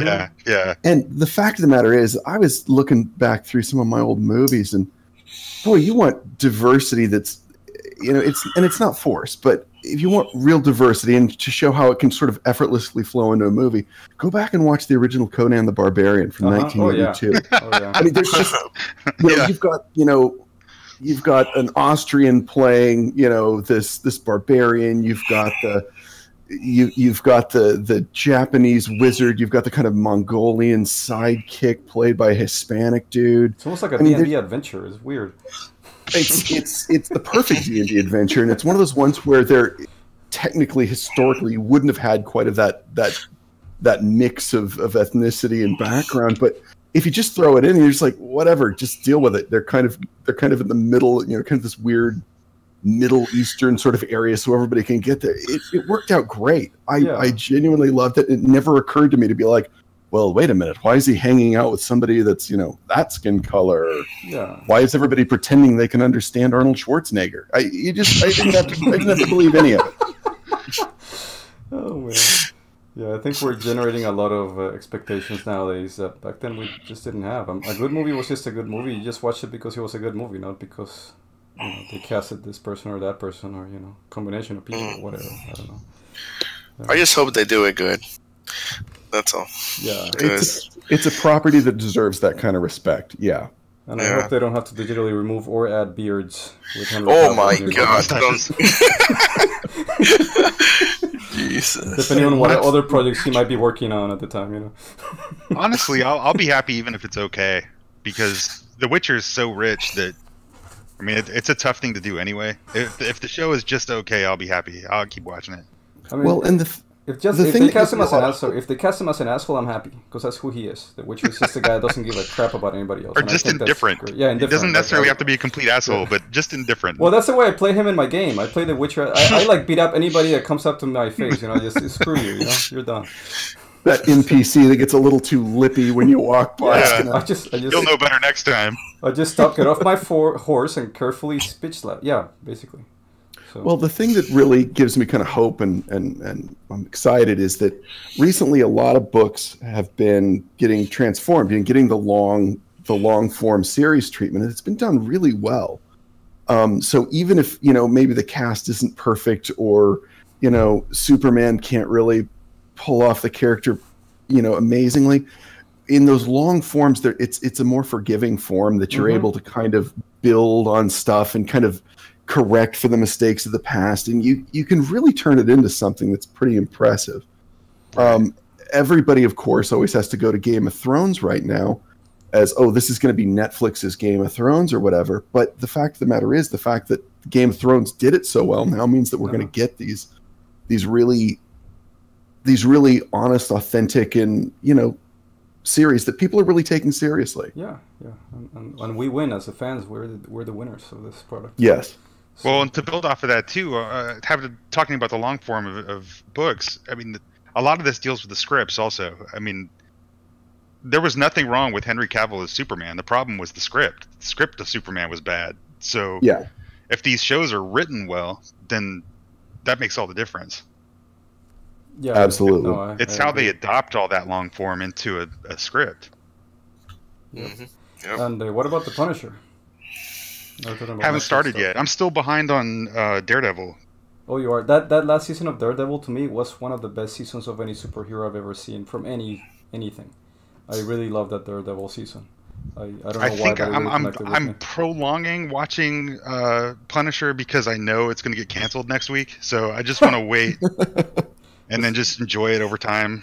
Well, I guess everything's migrating towards Disney, right? Towards their channel. Right. That's exactly what it is. Yeah. Are they launching at the end of this year or early next year, or what's the deal? They're launching this year. Yeah. This year, okay.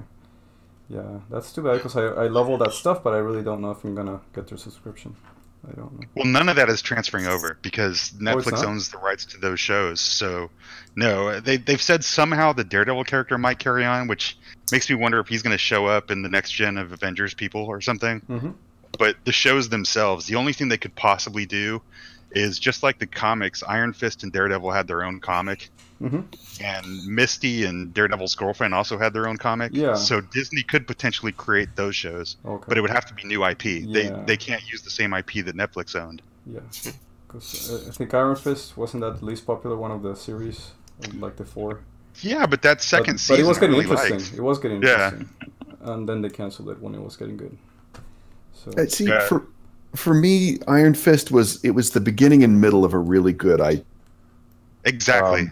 I liked the character. I thought that all those Netflix shows have fantastic fight choreography. Oh yeah, they're insane, man. And they do it really well. And it was just this part where it kind of had a weak third act, and then they brought all of that into the Defenders, and it got bogged down really quickly. And again, it's really too bad because there's some really great talent that's working on those shows, both in front and behind the cameras.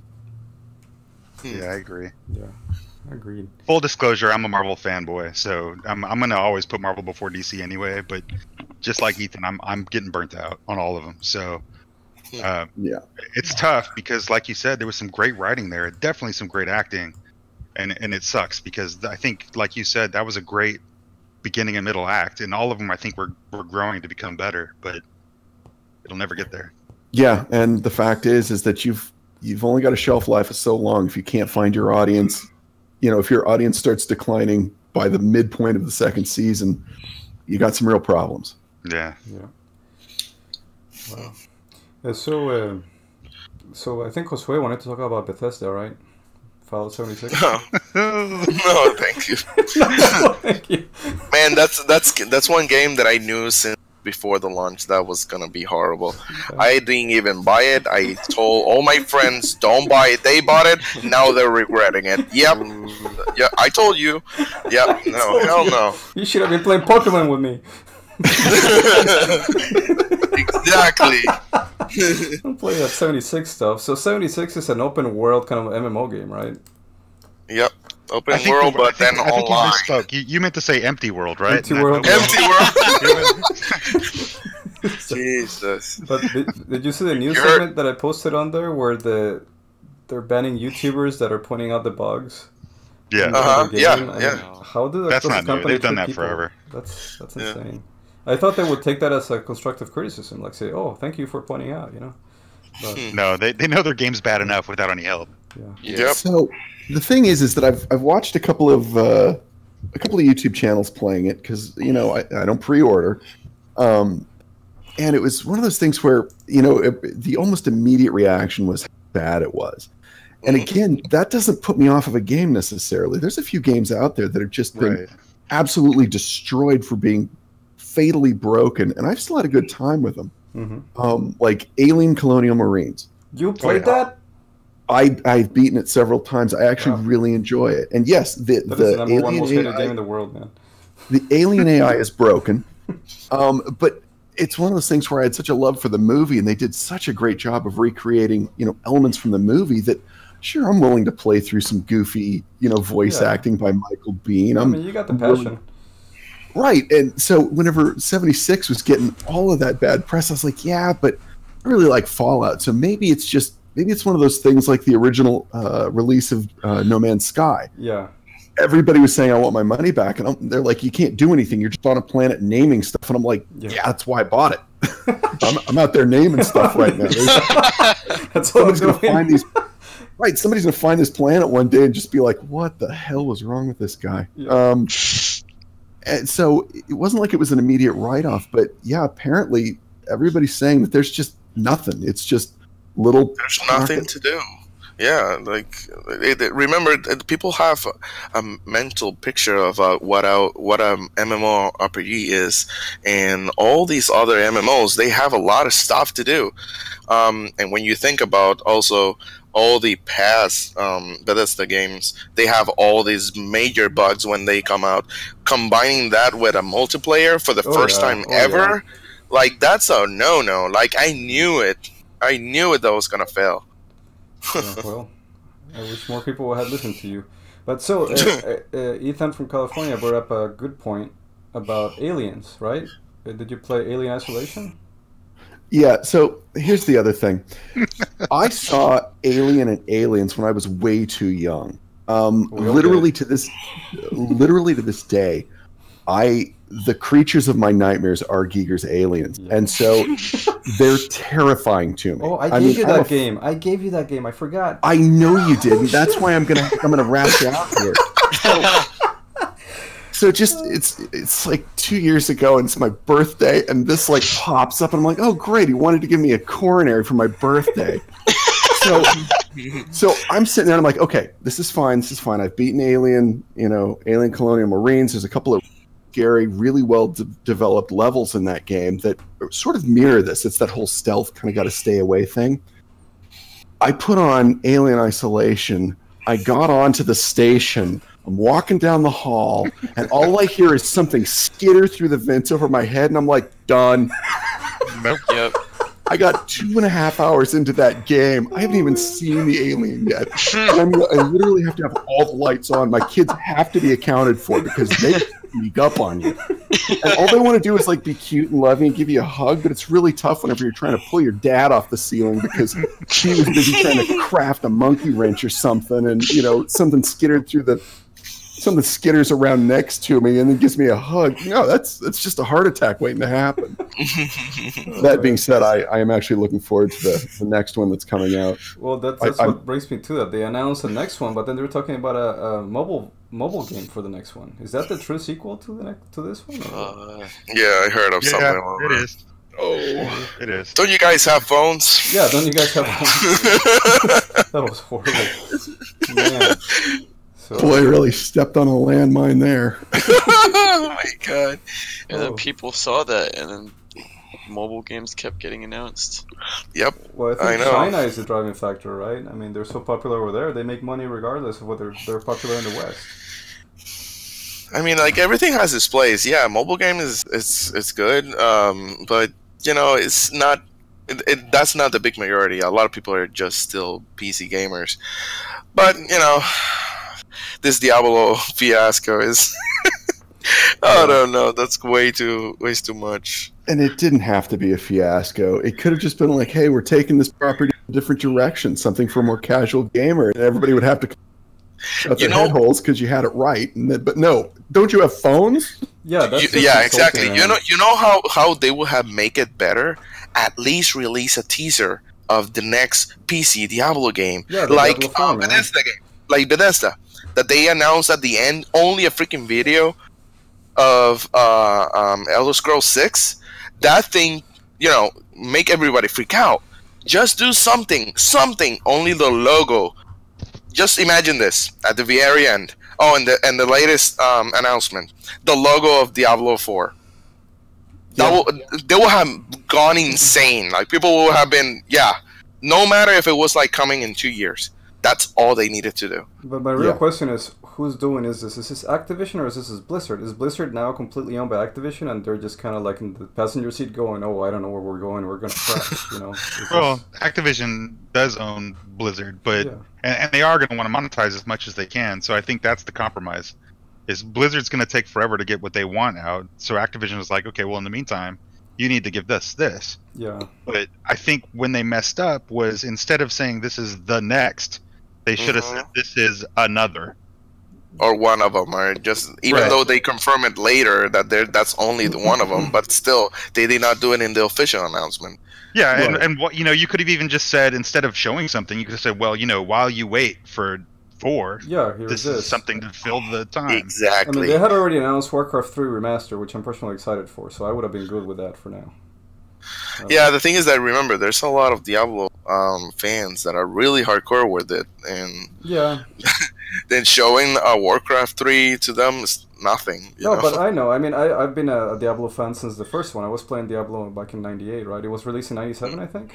So I started playing like in '98 or so, and I've been a fan of Diablo ever since. I mean, it's a great series. Because I'm an addict, and you guys need this, I will play both of those games and let you know. The mobile games. Yeah, the Alien one and the Diablo one. I'll let you guys know. Okay. You're willing to take those bullets for us, huh? Yeah. The Diablo bullet, I may get like skimmed a little bit. The Alien bullet, I'll take full on in the chest. But the Diablo, I'll at least dodge a little bit. I'll try it. We'll see. To be honest, I'm gonna play it. Yeah, and I'm probably gonna have a good time on the Diablo mobile game. But it's. I mean. I'm probably gonna, enjoy it a lot. Like, I really don't. It doesn't matter, but they should have done something more. Yeah, no, I agree. But while you guys are playing that, I'm gonna be playing probably Dead Space 2 because I haven't played it yet. I played the first one on the original Xbox 360. Beautiful games, man. Some of my favorite. I need to play Dead Space 2. Yeah. I got it installed on my Steam thing. It's waiting for me. Out of curiosity, are there aliens skittering through heating vents in there? Yes. Oh yeah. I don't know. Cooling vents, heating vents, all kinds of vents. Yes. And you have to you gotta cut them up, and then they go at you. Yeah. Who's the one that said? Who's the one that said that like that kind of thing? Not too long ago. From our group. That we like aliens. I don't know. That's pretty much all of us, I think. Oh, okay. Except for Ethan from California, he doesn't like aliens.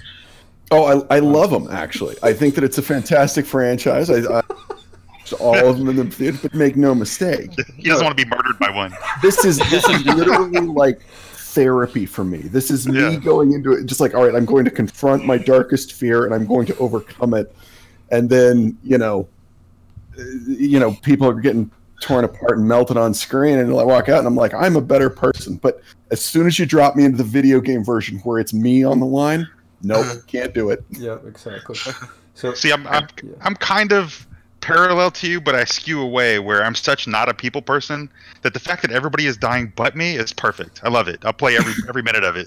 It's very peaceful. It's a very peaceful experience because you're by yourself. Everything's nice and quiet, except for brief periods of frenzy. But other than that, it's pretty good. And then, I actually watched a thing on YouTube that was describing how they made the AI for that game.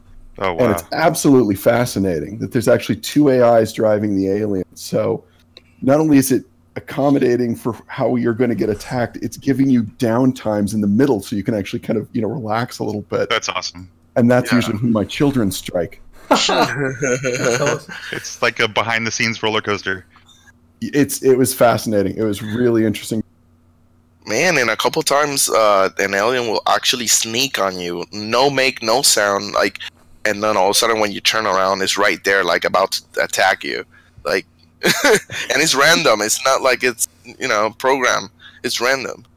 Oh, the part that's really scary is that alien is, because the AI is actually hunting you. It's not. It's not pre-designed. It's in a search pattern. It's gonna find you. It's terrifying. Oh, so that's why I'm a little interested in the mobile game, because one of the things I read, and I don't know if any of this is true because there's not much information that's true out there about it, but one of the things I read is that they're actually using the mobile platform. So there's a game on the Oculus, the Oculus Go, the smaller one, that it's a stealth game, but what you're doing is you're a fourth party, and you're looking through cameras, and you're directing the person where to go and where to hide based on what you're seeing from the cameras. So from what I've read, that alien game on the mobile might be like that, where you have the detector and you're seeing the signals, and then you also are looking at cameras on the ship, and you're directing the people stealthily how to avoid the alien. But I have a logistics question. When you're playing those mobile games and you're playing them for a long time, I mean, do people just keep their phones charged the whole time? Because batteries are crap nowadays when you're playing those games, right? I have a 10XS now, an iPhone 10XS. Yeah. And this battery I have never had a problem with. My other one would die immediately, but this one I charge it at night when I go to bed, and I'm playing this thing all day, really. Okay, well that's actually encouraging. Do you think is there an equivalent for the Android users? Well, yes and no. I mean, as long as you're sticking with the Samsung phones, you're probably fine. It just depends. The more third party you go, the less likely your battery is going to be best, because that's one of the places they cut costs. Gotcha. So now we're talking about I'm sorry. No, the other one's just having a battery backup. Like playing the Pokemon game that I'm telling you about. It doesn't only uses a internet connection. It also uses the GPS at the same time, because it has to know where you are. And if it's really hot outside, even the phone can heat up on you. But you have to have unlimited data to play that, right? Otherwise, definitely. I don't have unlimited data on my phone. I really don't use data outside of my. Yeah, it's not a must, but if you want the best experience, you have to, because there are things that won't load on you correctly. You won't even be able to see, let's say, a picture of something. So it will take a long time to load. Yeah, I'm a killer of unlimited data. To go back to me doing things when I'm not supposed to be doing things, I'm streaming shows and movies on my way to work and on my way home. Oh man. Yeah, so you should have one of those cases. There's a case. There's a case that is actually also a battery. So it charges. I just plug it in the car and put it in the dash. That's cool. So as long as we're talking about like space games, there's a topic that relates to Ethan from California regarding the recently canceled Star Wars game. Open world game, because I know that you're a big fan. You were a big fan of Star Wars Galaxies, right? I really enjoyed Star Wars Galaxies. That was a game that died horribly because they just couldn't figure out what they wanted it to be, which is too bad because it was a lot of fun. Yeah, I mean, you could play Jedi, you could play bounty hunters. What else could you do in that game? Well, okay, first of all, when you started, you couldn't be a Jedi. There was like this hellacious quest that you could go through by the time, and you had to hit all these different planets and find all these different places, and so you would occasionally, about 1 in every 1,000 or 2,000 players, bump into a Jedi. But it was a great game. They did great with multi-level, or I'm sorry, multi-role characters. My first character was an assassin entertainer, so you just walk into the scene and start dancing with you, and then like knife to the neck and go. But it was great. The big expansive open worlds, all those crazy little places that were in the movies that you could go visit, and it was really fun because you could also, if you were high enough level, create your own little cities on different planets. So cool.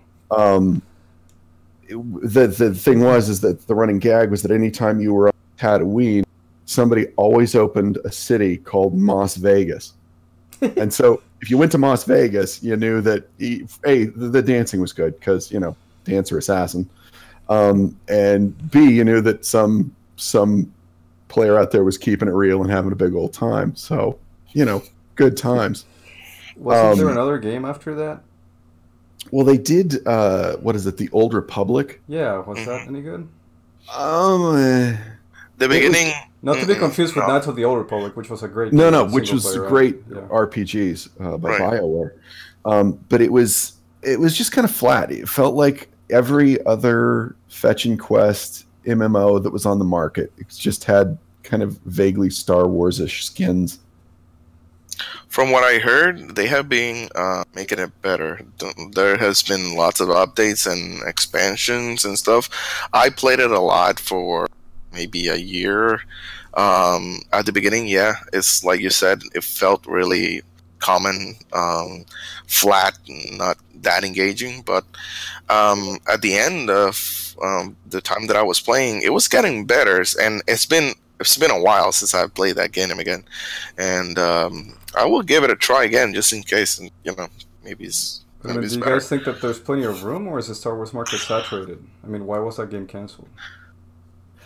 Again, I think that you've got that huge amount of backlash against EA for all the loot boxes and all the ridiculousness that they were, microtransacting the hell out of their players. And as it turns out, the gaming community, you burn them tough to get their love back. So if you're staring down the barrel at another multi-billion-dollar flop, it's better to just pull the plug immediately. And having this game that we were talking about, the Old Republic, they have one already, and they're probably looking at the numbers that is not as good, maybe, you know, and then they thinking about investing into a new one that probably might fail. Probably that's a no-no in their case. Okay. So, did you guys get a chance to watch the video that I sent you about the Shards of the Past, that fan Star Wars theory guy? Did you guys like that video? Oh, yeah. I mean... So, one of the things that I've really loved about the whole Star Wars thing is the fan aspect of it. You've got some really amazing fan-made stuff out there, from Pink 5 to... you know, Odyssey to, I mean, there's some great Star Wars stuff out there. And apparently, I mean, so long as you say this is not for profit, most of the time Lucasfilms was always pretty respectful of the creators and, you know, the love that had to go into these things. Yeah. And I'm glad that they went to the wall for this guy as well, because again, it was a really well done thing. And, apparently originally it came out that Disney was the one that had tried to demonetize it or to take it down. Then it was the person that did the music. It's something to do with the music licensing. But they're contracted by Disney, and then Lucasfilm stepped in, which is also owned by Disney, and I guess they said you can't do this, or you shouldn't do this. I think they were worried about what the fan backlash was going to be. Right, and they should have been, because again, right now Disney's kind of on thin ice with everything they've done with the property. I mean, so is this going to be the last big picture Star Wars for a while, do you think? Episode 9? I think so. Probably, because I don't know if you know, but they even delayed that episode. I think it was a couple months more. Oh, really? Something like that. Yeah, like I think it's going to be now December. Is it? Yeah, December. It was gonna be March if I'm not mistaken. So basically, a year after Solo came out, it was gonna drop. Yeah, and I think Solo was the one that they noticed. Like, my God, you know, that movie wasn't that good. But was that movie truly terrible, or was it part of a backslash from the fans? It was kind of terrible.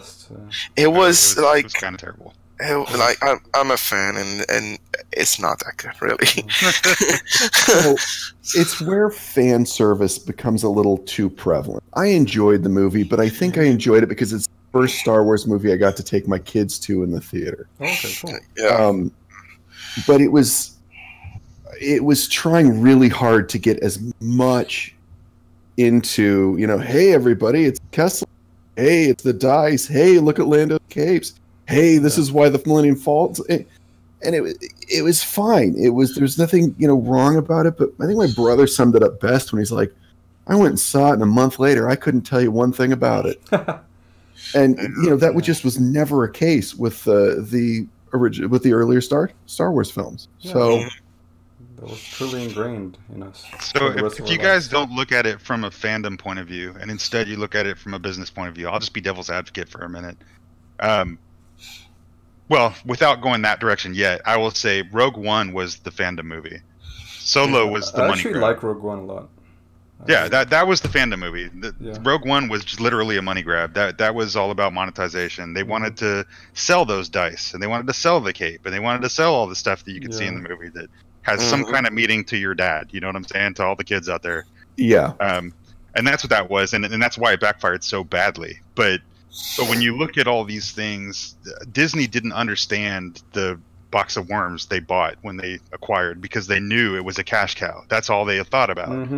And the problem now is all of these fan-based films, they're all basically copyright infringement. If you use the same universe and use different characters, that's different. But when you make a solo movie, not solo, that's the wrong choice of word, but when you make your own standalone short film with Vader in it, Vader is owned by Disney.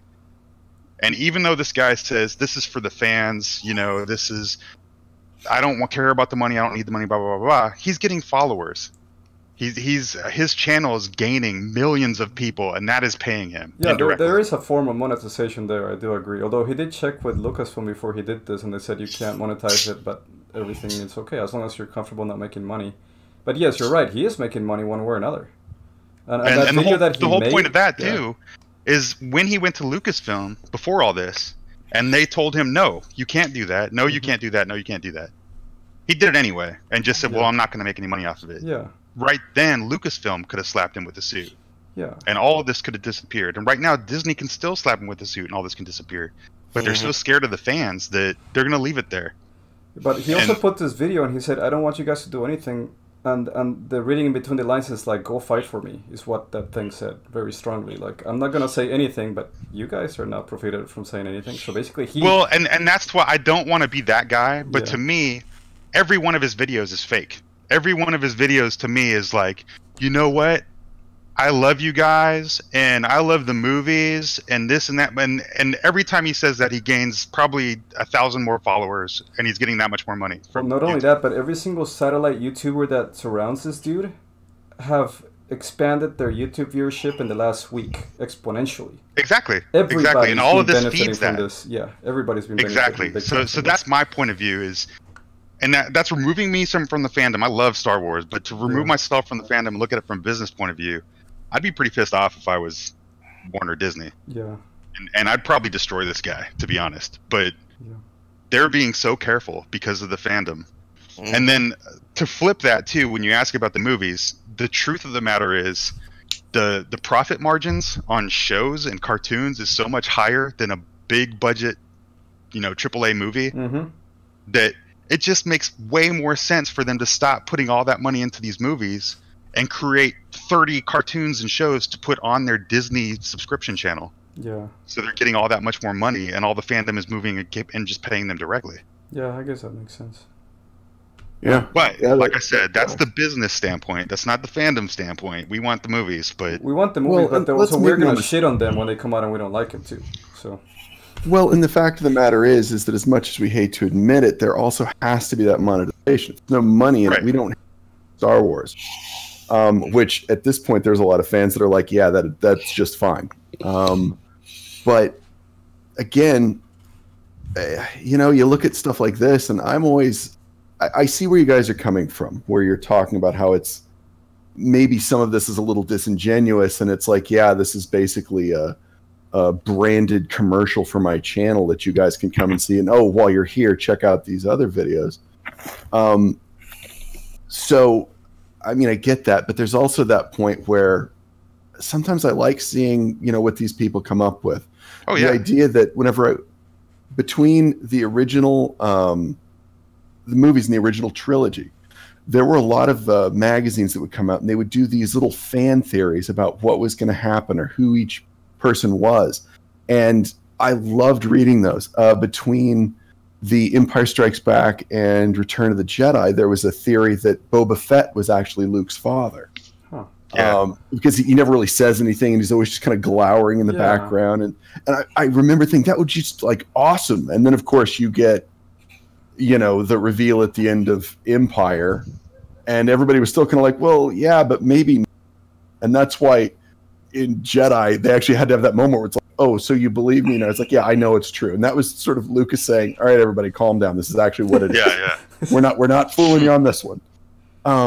But it's fun to watch all those little things, those little notes that people pick up on and try and build around, and it really adds to the texture of it, even though it's non-canonical. But let me ask you something very important. When Lucas actually owned Lucasfilm, there's movies like Fanboys and Jay and Bob Strike Back and all that stuff. Couldn't George Lucas have said, screw you, you can't make that, that's infringing on the copyright? Lucas was involved in both of those movies. But you see, he's cooperating with the fans of this stuff. Shouldn't Disney be trying to be more resilient with fans, like being more involved? Like when this kid went to them and said, I'm making this fan movie, they could say, hey, we'll help you. We'll keep the money, but we'll help you. And you can make side money if you want to. Wouldn't that be a better marketing thing from there? Because Disney has no skin in the game. What I would say is what they should have done when they started monetizing his video was told him, look, okay, you know what? You did an awesome job. They could have gotten involved somehow officially with the company because he did an awesome job. The filming and the acting and everything that was awesome. That was insanely but good. What they could have done that wasn't quite so snaky was, you know what? Okay, we caught you. This is copyright infringement. So instead of taking you to court and cleaning you up and destroying you, how about I'm going to put ads here and then we'll give you 10% of that money. Instead of taking all the money themselves, they could have paid him some of that. Yeah. Which still sucks because nobody wants to see the ads attached to the thing. But the bottom line is the overall problem with the way that all went down is the distribution. He put it on his network, and whether it's directly or not, he's collecting money from it. But then, if he had brought it to Disney, Disney wouldn't have distributed that for him. They probably weren't interested in it, right? No, they would have said the same thing LucasArts did. I mean, if you want to do something for yourself, that's great. Don't distribute it. Don't make money. Yeah. So I've got a question. Do you think that Disney is dealing with a different kind of fan with Star Wars fans? I mean, you meet those people that are hardcore Disney fans. Next animated film, anything Pixar, they've got the shirts, the backpacks, the Christmas ornaments. They've got them there. And on the surface, Star Wars fans look kind of the same. I got Wookiees on my Christmas tree. So do you think that maybe they went at this from the wrong way and not completely understanding kind of the soul of the fan base that they were dealing with? That's exactly why I said they opened a can of worms with Star Wars. They didn't know what they were getting into. And the other side of that is I have a family member who's actually in one of the official squadrons in the U.S. The like, professional cosplayers. Yeah. And he's been hired along with his group. They're out in Northern California. He's been hired to go places, and their whole squadron was actually invited to the premiere when the movie came out. Oh wow. So they're the real deal. They're really official. But the problem is he is so gung-ho and diehard, he doesn't care about any of this. He's gonna be at every Star Wars thing ever. His house is ridiculous with Star Wars memorabilia, and he is the epitome of fanboy. Is that the one that lives in Northern California? Well, yeah. Okay. So I've got a guy that we sort of ran in the same circles in high school. We are friends on Facebook. We don't really, but I run into him every time I go to see a movie. And it's weird. We don't plan it that way. It's just, oh, hey, all right, that's funny. Wave. But he had sort of this thing. He walked up and he said, we were talking after seeing Infinity War, and he looked at me right in the eye and he goes, Ethan, and by the way, this guy's kids, he had a boy and a girl twins that are named Luke and Leia. Oh, no. His children are Luke and Leia. Jesus. And he walked up to me. Chewie and Ewok or whatever. He might have had a dog named Wicket at one point. I don't know. But he walked up to me and goes, Ethan, I just want you to think about this. Last year, I watched Wolverine die. Yep. I watched Luke Skywalker die. And the only one I cared about was Yondu from Guardians of the Galaxy. Yeah. And it was that look at, they really are taking these big steps, but are they the steps in the right direction? Are they handled the right way? Because, these are icons of our childhood. Yeah. And first of all, Last Jedi, I actually loved it. I loved the way Luke Skywalker was portrayed. It's not a fanboy thing. It's me looking at the story structure and maybe where I am in my life, but I really liked how they handled the character. So I liked the way, that they handled his exit, but I get why fans are lashing back. Not everybody is, a guy approaching, or soundly in middle age, dealing with, the consequences of the decisions he's made with his life. So I get the blowback on this one.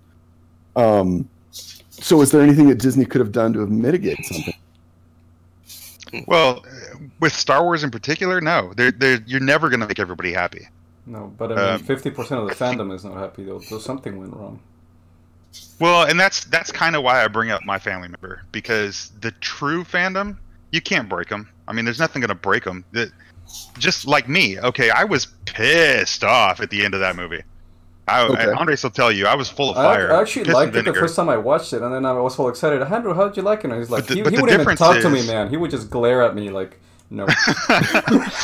and I got over it. I watched it again, and it was fine. Like, it was just that initial blow.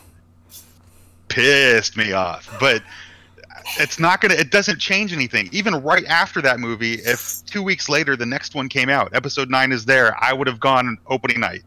It doesn't bother me that much. Like, okay, I still love the universe. I still love the characters. I love the storytelling. I love the tech. Like, I love everything in that world. And I think a lot of fanboys are like that. It's just these weird intermediaries that want to be pissed off about something for reasons I don't understand. That they're on some kind of soapbox that I just don't get. The fandom is polarized, but the thing is that there's a lot of YouTubers that that they're making a lot of money with this stuff. So exactly, I guess that gives them the drive to get on that soapbox and keep hollering. I don't know. Indeed. So let's see. I got a text from Eat. What did you say? Gross. Okay. He said, "Wrap it up." No, but really, one of my things is like, yeah, Solo was an okay movie. I still own it because I am a fanboy, and so I own everything that Star Wars is gonna make and will ever make. You know, even if I say I'm gonna boycott something, I'm gonna watch it. You know, yeah, that's just the truth. What's that even mean? Yeah, exactly. That's just the truth. I'm gonna watch it. You know, it's there. Like at some point, I will watch the Mandalorian series on Disney whenever they come with their channel. I will watch it because I am interested in that character. I think that's going to be a really cool series. Now, I'm not as excited for the other series with like the sidekick character from Rogue One. I'm not that excited about that. But I do want to see the Mandalorian. I don't know. Yeah, fair enough.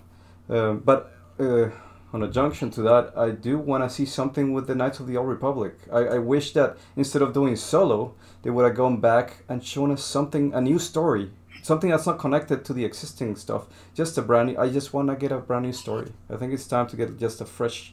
new story, not connected to any of the original stuff. I agree. Yeah, I would be really comfortable with that. But I know that's a big step to take for Disney. So far, they've been kind of skirting the existing stuff and not wanting to get too far away from it. So, but anyway. Okay, well, I think we're getting on the long side, so I think we're going to have to start wrapping up the show. But if you guys have any parting words that you'd like to say, this is the time. Well, first of all, I had a really great time doing it. And I want you guys to know from the bottom of my heart that I am wearing pants. Any of you that have been picturing me in any other way, thank you. You're wrong. I have them on, and I'm doing really good right now. So it's a lot of fun.